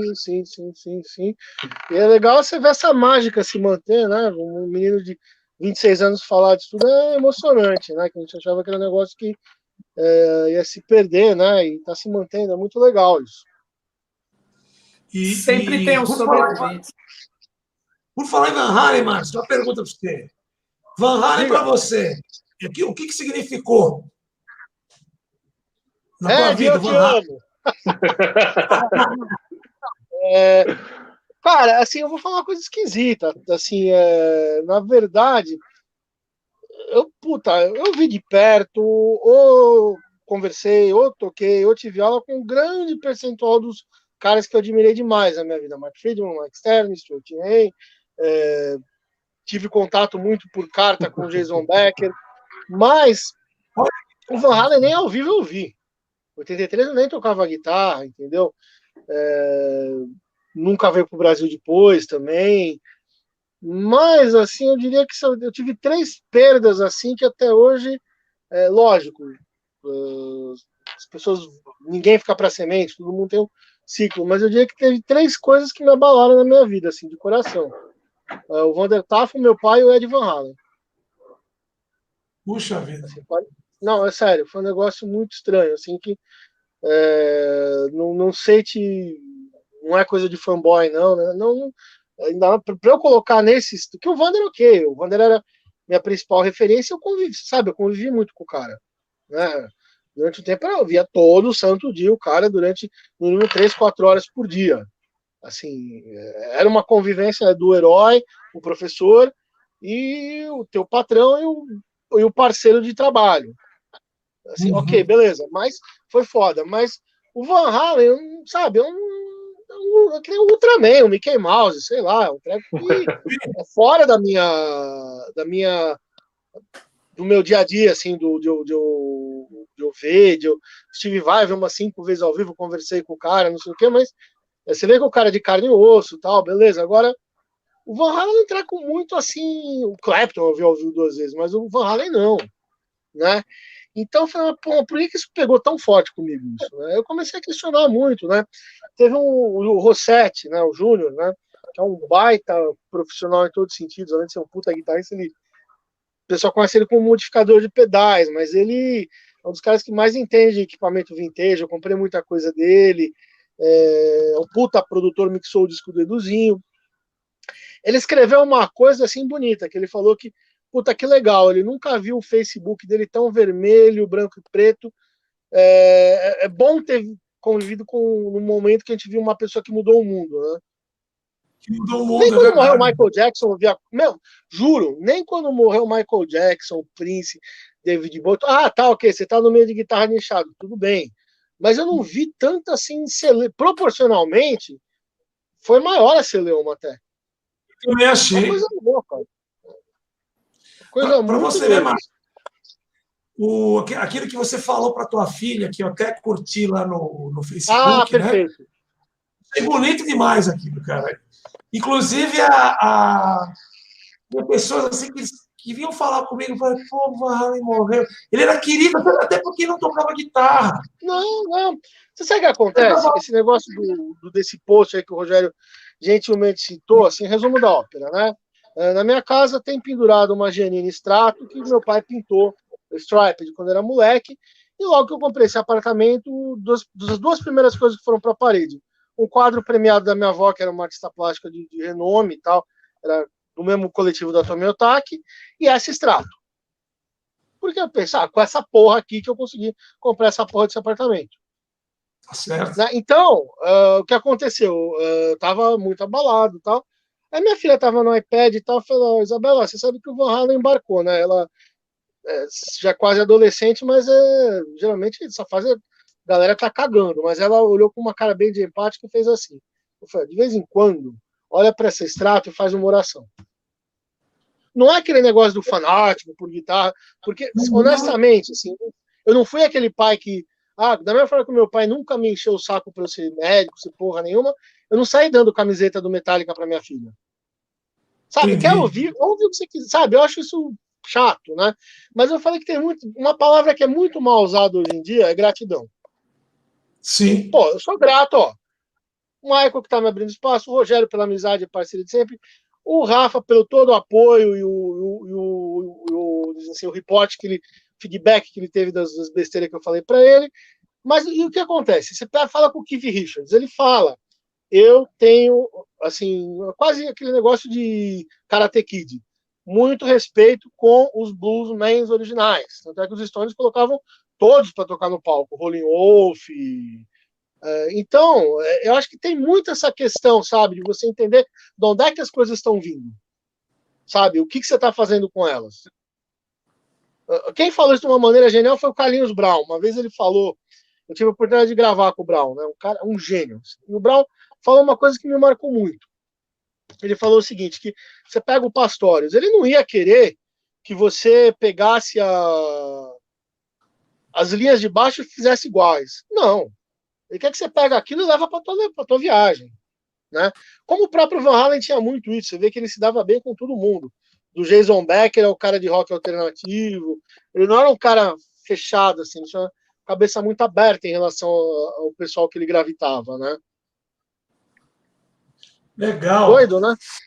Muito doido. E tem uma outra pergunta minha aqui. Van Halen, David Lee Roth ou Sammy Hagar? Qual que você gosta mais? David Lee Roth total. Sammy Hagar é muito comercial de Hollywood. Não dá. Não. O Sammy Hagar é um puta cantor. Assim, tem músicas fantásticas, só que o Van Halen tem aquele negócio de decadência. Que nem o David Lee Roth falava, uma parte da galera vai na igreja, outra parte vai no show de rock, o que sobrou vem ver o Van Halen. A galera meio com um certo deslocamento social, assim, de não entender onde se posiciona, vai lá ver o Van Halen. Então, eu acho o David Lee Roth assim, um carisma assim, um showman, uma voz muito privilegiada. Né? Quando eu estudava com o Marcos Rambazzo, ele falou assim para mim, o Van Halen perdeu o bom humor. Ele falou, perdeu. O Marcão gostava do Van Halen, né? Gostava. E ele falou, perdeu aquele bom humor, né? Porque eu lembro que uma vez a gente estava na cover, não sei onde ele estava, eu levei uma Guitar World com o Van Halen, sério, com a barba feita assim. Van Halen Get Serious, quando ele tinha acabado de cortar o cabelo, Mas, meu, que esse cara não é Van Halen, não. É o momento do cara, né? Você pega, assim, a vida do cara, assim, é um negócio muito louco, assim, né? Porque quando eu comentei assim, comentei com a minha mãe, o Van Halen morreu. Aí, mãe é foda, né? Ele que ficava soltando também, foi câncer, né? Foi ele que ficava soltando fumaça com meio dar aquela agulhada. Eu falei, mãe, Ariana, né? Eu falei, porra, mãe, vai se fuder, teu pai também soltava, morreu com 80 e tantos anos e não foi de câncer, e me ensinou a soltar a porra da fumaça também, que eu soltava com a bolinha. Então, não vamos, assim, colocar assim, uma perda de uma vida, porque é uma loteria. Mas a verdade é que a vida do Van Halen foi uma montanha-russa, né? De droga, de instabilidade, de coisas muito mal resolvidas, assim, mas assim não cabe a gente julgar, né? Tanto é que ele cortou o cabelo a primeira vez que ele tava. Foi o primeiro tratamento que ele fez para desintoxicar. Teve vários. Tanto é que, assim, opinião de fã, eu acho que colocaram o Wolf lá, tocando acho lá, para não cair a casa de novo com o Sborne. Eu também acho. O filho lá, ele segura a onda. Eu também acho, o filho dele. Eu acho que, tipo assim, para segurar a onda, né? Teu filho tá e não faz merda, né? Ele falava uma coisa bonita dos pais, que quando ele era adolescente, era moda, todo mundo falava mal do pai, ele falava, né? Isso eu achei animal. Quando eu li isso daí em 81, 82, eu falei, pô, não preciso ser bad boy para gostar de rock, bicho. Sabe? Não, mas você sabe que eu vou te falar um negócio. Você sabe que ele morou com os pais numa casinha super pequena até ele casar com a Valerie Bertinelli. Ele já era rockstar. Ele deixava as Les Paul raras dele lá no quarto de infância dele. Quer ver duas histórias pra gente entender o que era o Ed Van Halen? Primeiro, se você mapear ele como ser humano, você vê que ele ajudou todo mundo. Pôs o Alan Holdsworth na Warner, pôs o Jason Becker na Warner. O Jerry Cantrell falou que, se me vende um cabeçote, não. Mandou 2 stacks e 2 Music Man pro cara. Legal. Era um cara muito empático. Tem 2 histórias de amigos nossos, assim, que viram de conhecer. O André Cristóvão trabalhava naquela Norman's Hair Guitar, né? Aquela loja de guitarra vintage de Los Angeles. Ele tava um belo dia lá tocando um solo do Clapton, aí chega um cabeludinho assim e tal. Hey man, that's great. Adivinha quem era? Ele foi buscar uma Les Paul 59 lá. Sentou com o André, ficou tocando a tarde inteira com o André, ainda deu carona pro André no Porsche dele. Que coisa legal, cara.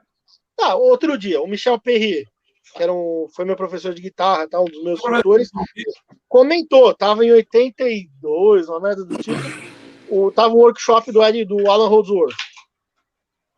E o Ed Van Halen levou o Alan lá.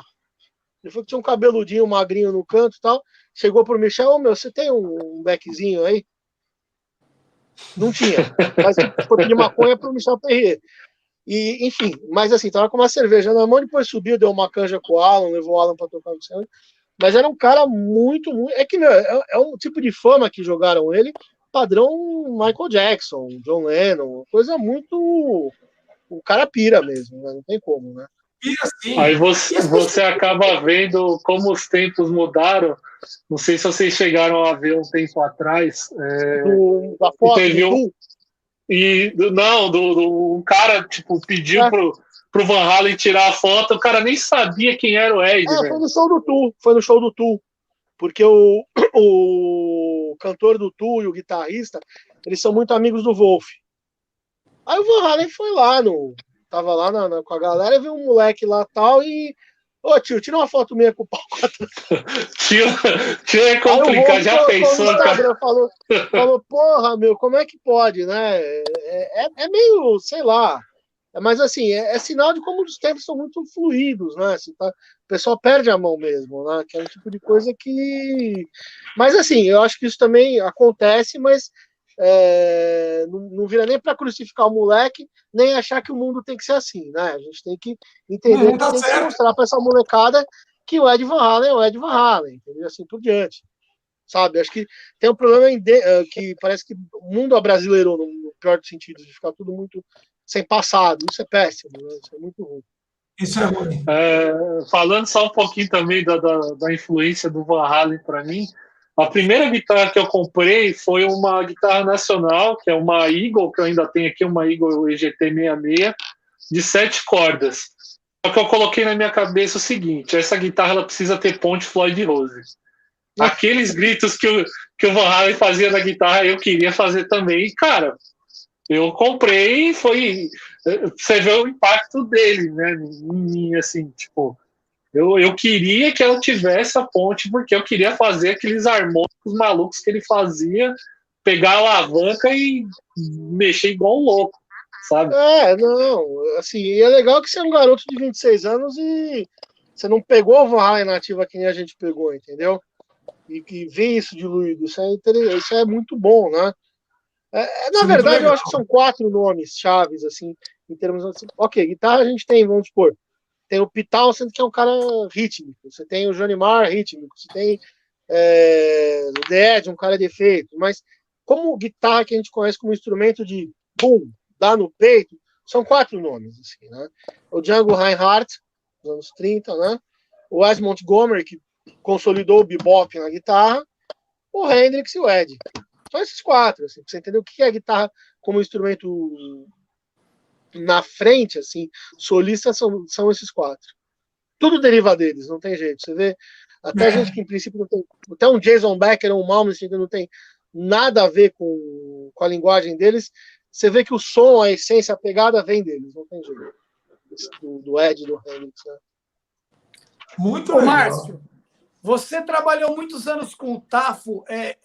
Vou perguntar aqui porque é até interessante. Assim, Mozart Mello é bastante citado como professor, mestre. Márcio Alves falou, o próprio Rogério também já falou do Mozart, das apostilas e tal. Você já comentou do Mozart. E o Tafo, ele fica meio no meio termo, assim, do radiotáxi. Por que o Tafo não tem o mesmo reconhecimento do Mozart como professor? Acontece o seguinte, né? Você tem, assim, umas coisas. Logo quando eu sempre adorava o Vander tocando, assim, quando eu via que mesmo no radiotáxi você vê que eram umas guitarras com cara de Van Halen, de Steve Lukather, de Brian May, já era um negócio diferente. O Rogério atesta isso, né? Passou disso, ela, como é que se diz assim, teve aquela questão do o Michel Perrier citou, pô, o Vander é um cara que já trabalhou com aula, tem meu respeito, e o Michel era um cara radical, de metal tal, e depois eu fui ter aula com o Vander e entendi o problema mesmo, né? Foi o cara que eu ajeitei todo o meu som, meu conceito de pegada na guitarra por causa do Vander. Agora, o que acontece? O Vander, assim, são visões diferentes, tá? O Mozart é um pesquisador, o Vander era mais um empreendedor, um cara de frente, um cara de... Mas, assim, é um cara super estudado no instrumento. Eu costumava falar que eram fogo e água, assim, até a personalidade deles, logo quando eu comecei a trabalhar, que eram pessoas, assim, muito, assim, elementos diferentes, mas complementares. Era uma coisa bonita de ver os dois tocando, atuando junto, trabalhando, assim. Eu acho que se a gente tem um brasileiro no Megadeth hoje em dia é por causa dos dois. Uhum. Porque o Isso Kiko, me fez ter uma lembrança muito boa, professor.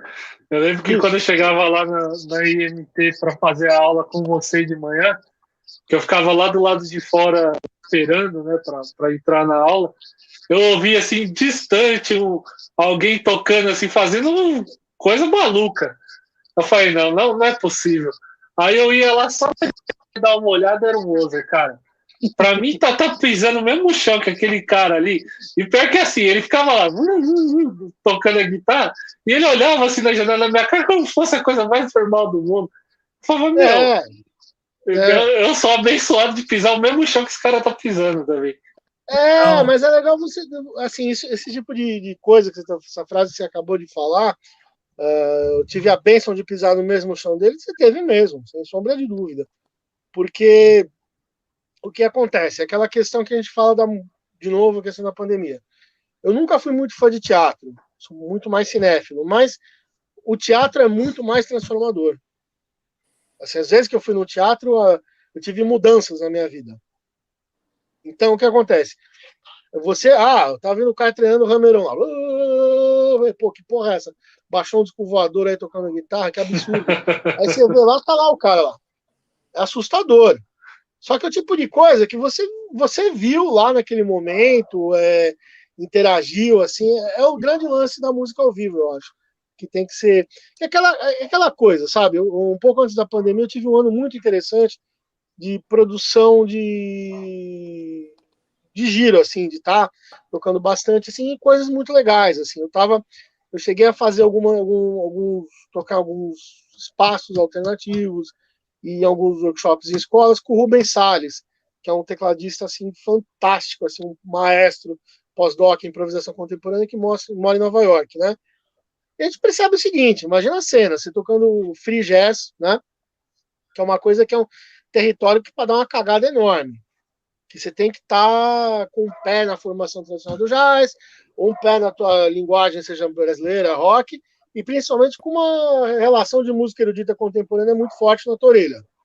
E ouvindo muito, e tem o negócio do jazz de estar comprando. Mas o que eu percebi assim? Tem gente disposta a ouvir esse tipo de música. Como se você dá uma youtubada no. Você põe lá Dave Zorn, que é o papa do free jazz, que é o que mais bombava até antes da pandemia, é isso. Tá no MoMA, em Nova York, ele e o Dave Lombardo, bateria do Slayer. E aquelas frases louquíssimas, e um monte de gente no Museu de Arte Contemporânea assim.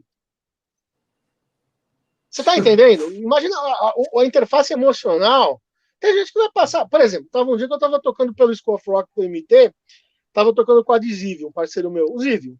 A gente tava fazendo uns fusion experimental lá no Atrium do Shopping Morumbi. Né? Então, um evento da School of Rock com o MT. Do caralho. Aí passa uma galera, criancinhas olhando e curtindo os dois loucos lá no palco. Mas tinha gente que passava e fazia essa cara de... Mas ok. Você está levando a música para algum lugar. Sabe? Entendi. Esse ponto que eu acho que é a grande questão da pandêmica foi essa. Isso que arrebentou muita gente, eu acho. Né? A gente não ter essa interação humana mais, eu acho. Que é o Vital, que você acabou de falar. Porra, eu vi o Mozart lá. Cara, você falou uma frase linda. Eu tive o privilégio de pesar na frente da sala que esse cara estava estudando. E você ter a humildade de falar, isso também está de parabéns. Obrigado. Assim, eu também tinha um ponto que eu queria tocar, que é uma frase que me marcou muito, até de uma guitar player que tem o próprio Mozart na capa, né? Tem uma entrevista com ele, que ele diz assim que acabou que a população foi emburrecendo muito, né? Através da televisão.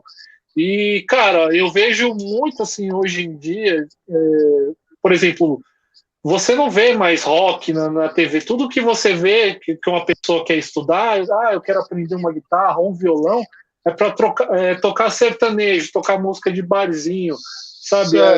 Acaba ficando muito nichado. E essa foi uma que ele trouxe na entrevista, que eu vi que é verdade.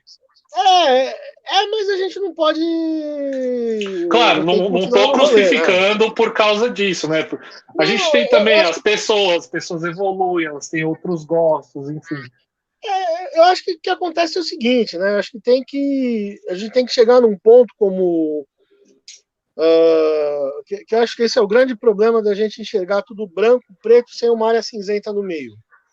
Sabe? A gente pega os extremos de qualquer questão, seja política, religião, o que for, e entende que a gente está parece, você vai entender o mundo, parece que a gente está na reunião da Federação da Jornada nas Estrelas. Tipo de variedades que a gente tem de coisas acontecendo, entendeu? Então, só falta realmente pausar um descurvador. O Mozart fala que ele já viu vários, né? Deve ter visto, né? Não, cara, é sério, mas o que acontece? Eu acho que tem essa questão da gente entender, como eu falei para vocês, assim, eu acho que vai muito de como é que a gente... Aquela velha história, a gente acorda, tem 24 horas do dia para fazer um giro que inclui cuidar da gente, ganhar dinheiro, pagar conta, comer, ir no banheiro, filosofar, tocar guitarra e tal, e dentro disso tudo tem que ter uma justificativa maior. Por exemplo, o Michael achou o canal. Tá entendendo?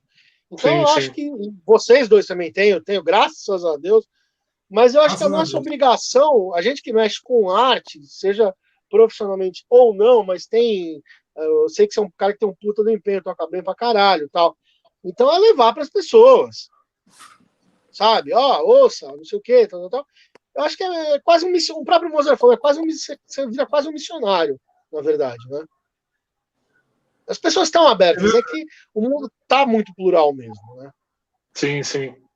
Ô, Márcio, você sentiu esse final das feiras, né?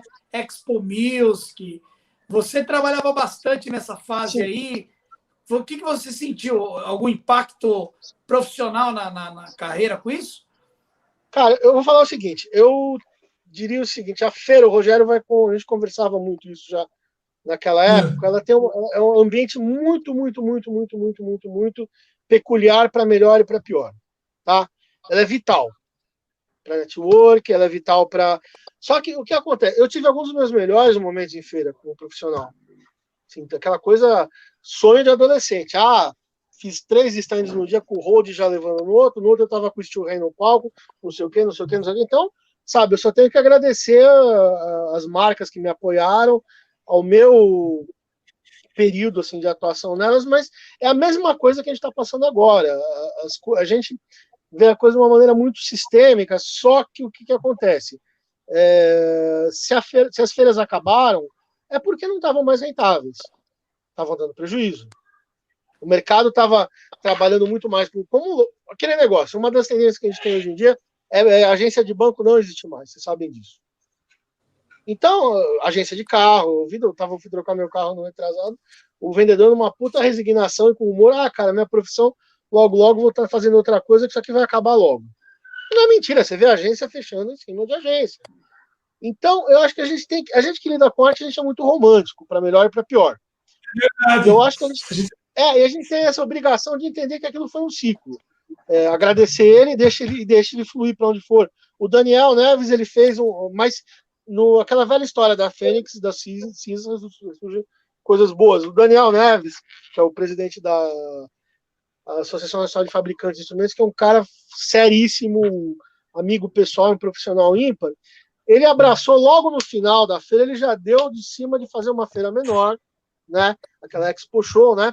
Foi muito gentil com a gente, que colocou todo mundo meio como que estava meio trabalhando como... O meu canal é nichado, não é um canal tipo Alabama, que foi meu aluno, que ele é um youtuber. Não, meu canal é passar os meus rolês e acabou, né? Mas ele me abraçou todo mundo que tinha uma certa redundância. Não, vocês vão ser me divulgaram, então vamos ficar aqui numa sala especial com uísque importado, não sei o quê, o que eu nunca vi acontecer em, sabe lá Deus quantos anos tocando em feira, né? Só que, mas mais do que o eventual uísquinho, né, tem uma coisa muito mais importante que ele fez, que foi abraçar o pequeno e o médio. Se você tivesse R$2.000, no caso do Michael, que você quisesse investir para você ficar numa bancada dando folder do teu canal, você poderia fazer esse rolê, o que era impraticável em qualquer feira com menos no budget de sei lá quantos $1.000, em cima de 30 a 40 mil dólares no mínimo, um chute baixo, tá? Então, o que acontece? Ele abraçou os luthiers, abraçou os fabricantes de pedais, que eu acho, assim, eu adoro, assim, usar efeito do Tom Tony, da Deep Trip, as guitarras de luthier, porque o que acontece? Uma das minhas paixões é carro antigo. Então, o que acontece? Ou mesmo, preciso saber alguma coisa do carburador do carro. Eu vou sentar com o cara, é a mesma coisa, sentei com o Edmar, Então, é uma relação que eu falo para qualquer aluno, que é maravilhosa. Você está com o luthier do teu lado, né?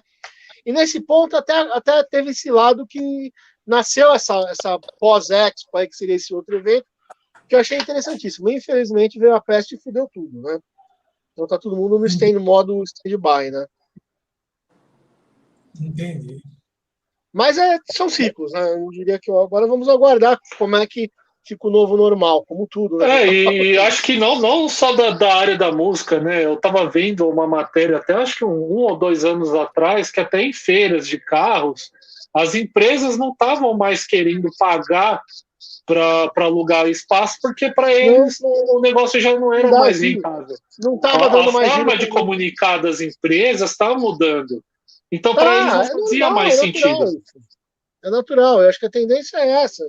A gente tem que saber se adaptar, né? Eu lembro que uma vez marcou muito, que foi bem um pouco antes da minha filha, um dia antes da minha filha nascer, né? O Roberto Chineschi que foi dar uma palestra lá no MT, e eu ia ter que estar 4 horas na maternidade, e me falou, vamos lá, vai. Aí depois eu conversei muito com o Roberto, a gente já meio se conhecia de mídia, assim, tal, um amigo pessoal até hoje, mas foi um evento só para professor, aí todo mundo perguntou, como é que eu faço para fazer isso, fazer aquilo, não sei o quê. Eu falei, Roberto, eu tenho uma dúvida cruel. A música, isso foi há 13 anos atrás. A música caminhou para essa questão da música livre, a música todas as informações estão muito assim. Qual que você acha que é o futuro do profissional da música? Ele deu mal que foi, pô, que merda, mas na real, analisando é real. As pessoas querem ser felizes. É isso. O bottom line, assim, o crivo final é esse. Não importa se o cara vai ter aula contigo por Skype, por Zoom, ou vai vir com vestido de astronauta, ou vai comprar um livro teu, não importa se o cara vai baixar a tua música ilegalmente, que não é legal, ou vai comprar teu CD, mas as pessoas querem as coisas e isso acaba girando, né? Na verdade, a gente tem que entender o negócio da música, porque você tem que tratar como um negócio. Se você não tratar como um negócio, você tá fudido. Sim. Então você tem um giro, sabe? Ah, eu tenho uma banda, ok, não sei se essa banda vai me dar grana. Mas além de me dar tesão de eu estar tocando, ela vai me trazer aluno, vai me trazer isso, vai me trazer. Então, é todo um processo que a gente tem que entender de uma maneira muito mais ampla, eu acho. Legal. Ô Márcio, Rogério, Rafael, tem uma nova modalidade que surgiu aí. Não é tão novo assim, mas eu quero ver o que vocês acham. Com o sucesso do filme School of Rock, eles montaram um modelo aqui no Brasil dessa School of Rock. Eu conheci uma moça que trabalhava lá, acho que era na parte administrativa, e tinha aquele negócio assim, que você já pegar o pessoal, você quer tal baixo aqui na mão, tal a guitarra, o teclado, aí a pessoa ensinava ali alguma coisa minimamente básica para sair alguma coisa, e aí se o aluno se interessasse, ou não, eu quero me especializar na guitarra, então vem cá, vai estudar. Diferente do nosso momento, que a gente tinha que ralar primeiro, para depois aprender a arranhar alguma coisa para conhecer os caras, assim, para montar banda. O que você acha disso? Eu sou amigo pessoal dos gestores, do João, foi aluno meu, e do Nando. Assim, são pessoas seríssimas, né? Eles estão adotando esse formato americano, né? Que é exatamente o que você falou, às vezes assim pode soar um pouco assim, nossa, não é a maneira como a gente aprendeu. Mas se está funcionando, ok, entendeu? Eu acho, como eu te falei, tem espaço para todo mundo, assim, né? Quem tem um viés mais tradicional, quem vai dessa maneira mais construtivista, quem vai dizer. Eu acho que se existe é porque tem demanda, sabe? Não ia estar proliferando tanto se não tivesse eco. Eu acho que parabéns, o importante é estar pondo a música para andar, independente de quem seja. Eu acho que o mais importante hoje em dia é isso, né? Na atual conjuntura, as pessoas estarem fomentando a música. Rock melhor ainda, né? A pessoa ela vai se divertir com a música e vai ver logo no meio do caminho se é isso que ela quer. Eu tinha uma banda... Assim, eu acho que cada um tem uma visão assim da coisa, né? Eu acho que, por exemplo, eu estava lembrando de algumas coisas que a gente passa na vida que você só toma a proporção do tamanho delas depois de você olha para trás. Assim, eu lembro que na época da Carlos Gomes, a gente teve que organizar ciclos, como aluno, a gente teve que organizar ciclos de palestras para os próprios alunos verem e interagirem. Eu vou falar 3 pessoas que foram. O Moser Mello, o Ulisses Rocha e o Cole Reuter. O Reuter é o cara que foi professor do Tom Jobim. De todos os maestros que se a gente entende o que é uma música antes da Renascença e depois do classicismo no Brasil, é por causa desse homem.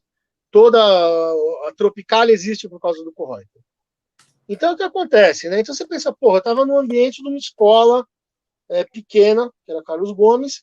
O Ulisses estava cursando lá, porque ele precisava fechar o diploma para efetivar a Unicamp, né? E o Moser era meu professor e já estava interagindo lá, né, dando algumas aulas para o pessoal lá, e o Reuter a gente acabou trazendo mais alguns musicólogos fudidos também, né? Que eram mais nichados, assim, o Mojola e tal. Mas assim, você fala para um garoto que é muito bem inteirado, assim, o Rogério já fez assim na hora que eu falei esses 3 nomes, que você viu um ciclo de palestra para 20 pessoas com Moser, depois entrava o Ulisses Rocha, depois o Cole Reuter. Assim, é um negócio assim surreal, entendeu?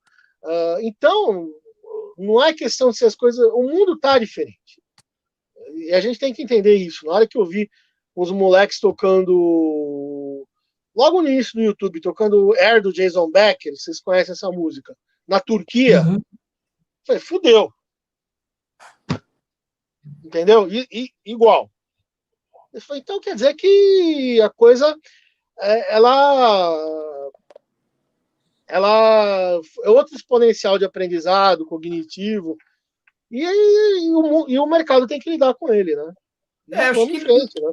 Na minha opinião, o que acontece? Você consegue atrair bastante gente ou atrair mais pessoas, você consegue despertar o gosto pela música e dessa leva, poucos ou a quantidade menor vai seguir. Mas isso é normal. Por exemplo, entra 100 numa turma, cada vez que vai subindo, vai diminuindo. Não, o cara que vai ser músico, ou vai tocar bem, ou vai levar a coisa, ele vai de qualquer jeito, não importa a interface que seja, né? Eu acho que esse é um ponto, né? A única coisa que realmente assim, me preocupa, não pontualmente em relação ao mercado em si, mas com uma visão mais global de música, assim, de mundo, né? É realmente assim, essa questão de... Isso que eu acho que é o ponto principal que a gente tem no mercado musical hoje em dia, que é o pior problema que a gente tem, né? As prestadores de serviço de equipamento, de aulas, então tá tudo muito certo. O problema, por exemplo, antes o músico ele era remunerado para, assim, você põe um disco teu, você fazia 1000 cópias, um CD independente, você recuperava e ainda comprava um carro com valor. Fácil. Vendia para aluno, vendia não sei o quê. Você sabe disso, o Frank Solari, todos os pessoal daquela leva, a gente fazia isso. O Serginho, só que chegou num ponto, o que aconteceu? A música começou, o próprio Steve Lukather pôs um post, assim, que ele recebeu centavos, o cara que mais gravou na história recebeu centavos pelos royalties de streaming. Esses dias o James Murphy, que é um dos caras mais importantes de metal, ele colocou um cheque. Olha o cheque que eu recebi o cara tocou em tudo quanto foi disco do Testament, do Def, não sei o quê. Eu recebi nos últimos 5 anos pelos meus de streaming. $40. Vou pôr gasolina no meu carro e comprar um sanduíche. E um cara com dificuldade, ele tá vendendo equipamento, vendendo coisa no Facebook e tal, para sobreviver. É foda, cara, é difícil. Eu acho que aí teria que ter aquela ação mais empática, que isso que eu acho que é um problema, assim, do cara apoiar o comércio local. Entendeu? Tipo, por exemplo, o cara compra sabe, vai comprar o ovo do cara que tá tá criando galinha aqui do teu lado. Sabe? Porque porque era meio complicado isso, eu via muito isso, às vezes o cara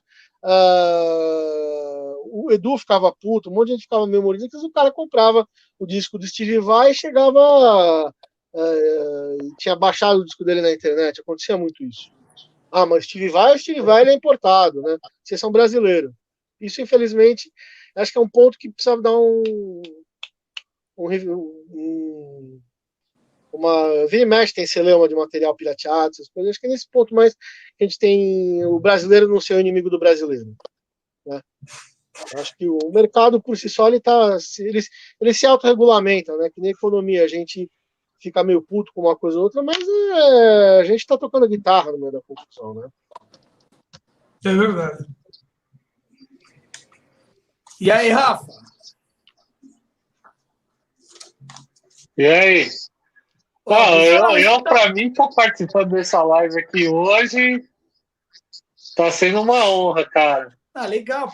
Para mim, participar aqui com o professor Okayama, com o Rogério, para mim é uma tremenda honra. Vocês falaram A gente tem muita história aí. Para mim é como imagina, toca muita guitarra. O Rafael lá na São Judas, ele estava treinando para Convergência lá no auditório. Aí eu cheguei lá, ele estava destruindo lá. Ele me espancou lá no dia lá do treino. Você lembra, Rafa, do zelador lá? Ele entrou lá, não entendeu nada, né? O zelador. Ele escutava música assim. O que está acontecendo aí? Engraçado. Eu ensaiando lá no... Ele não vai ensaiando na cabine de som. Faz parte. Aí aparece o porteiro do prédio lá falando: é daqui que tá saindo esse som? É daqui, o cara desacreditou, cara. O porteiro desacreditou. Agora, falando em desacreditar, o Márcio mencionou que um guitarrista do Megadeth é brasileiro, né? O Kiko Loureiro. O Kiko Loureiro. E eu perguntei da Teodoro Aí eu lembrei de um episódio muito antigo, fazia tempo. Vocês acreditam que eu ajudei o Kiko Loureiro manobrar o carro, estacionar na rua, em frente a Pai do Rock? Ele ia fazer um workshop com o Luiz Sacomã e Melo Júnior. Acho que ele nem estava no Angra ainda. Aí ele chegou com Corsa cinza, 2 portas, o carro pequeno, a vaga assim, ó, para frente e para trás. Adivinha quem foi o flanelinha? Adivinha? Só que, ó,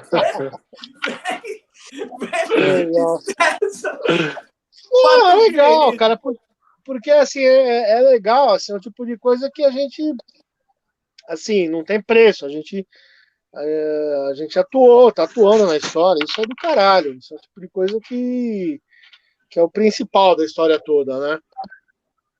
Não tem preço essas coisas, mas olha, nós estamos batendo quase 2 horas. Eu quero pedir aí, ó, Rafael, Rogério, falar suas considerações finais aí. Gasta o verbo, não tem pressa não, Rafa. Pode falar aí que a galera tá com a gente aqui, ó. Tem uma galera boa aqui. Vai lá.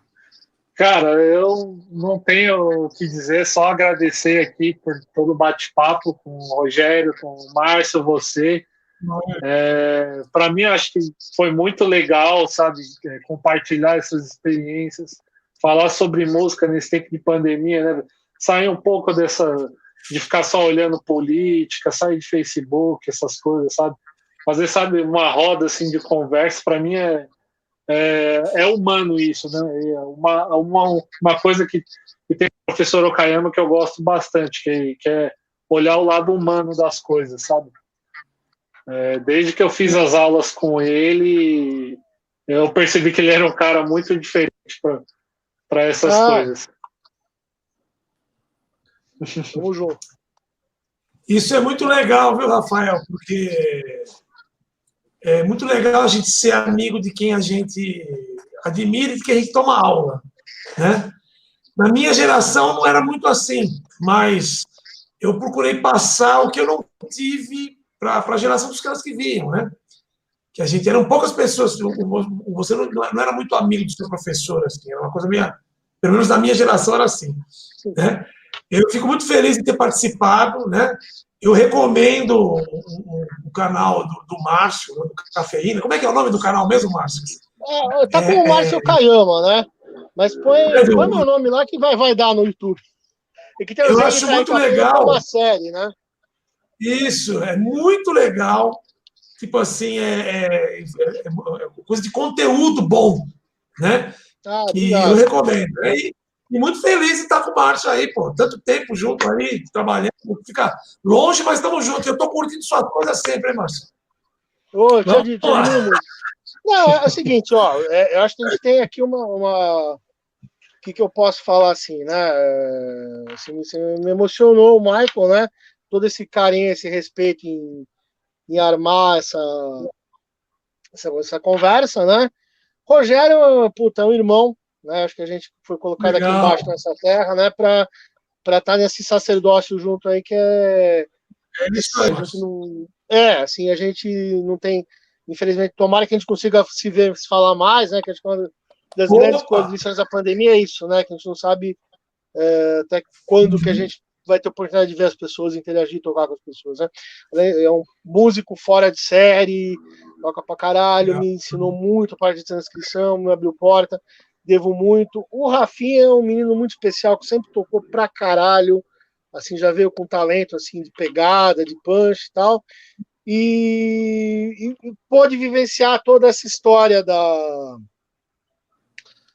guitarra lá naquele ambiente que a gente estava. Eu acho o mais importante que foi realmente que muitas vezes o que acontece, a gente, como o próprio Rogério falou uma vez numa entrevista, não adianta a gente ficar falando, pô, escrevi na revista. Falei, não, é verbo passado, foi. Se você tem muita gente que fica carregando cadáver. Não é assim. A gente tem que, verdade. Sabe? Vamos em frente. Que nem um amigo meu falou, Deus mudança, né? Ele falava, eu estava assim, mudança, falava, Deus mudança, né?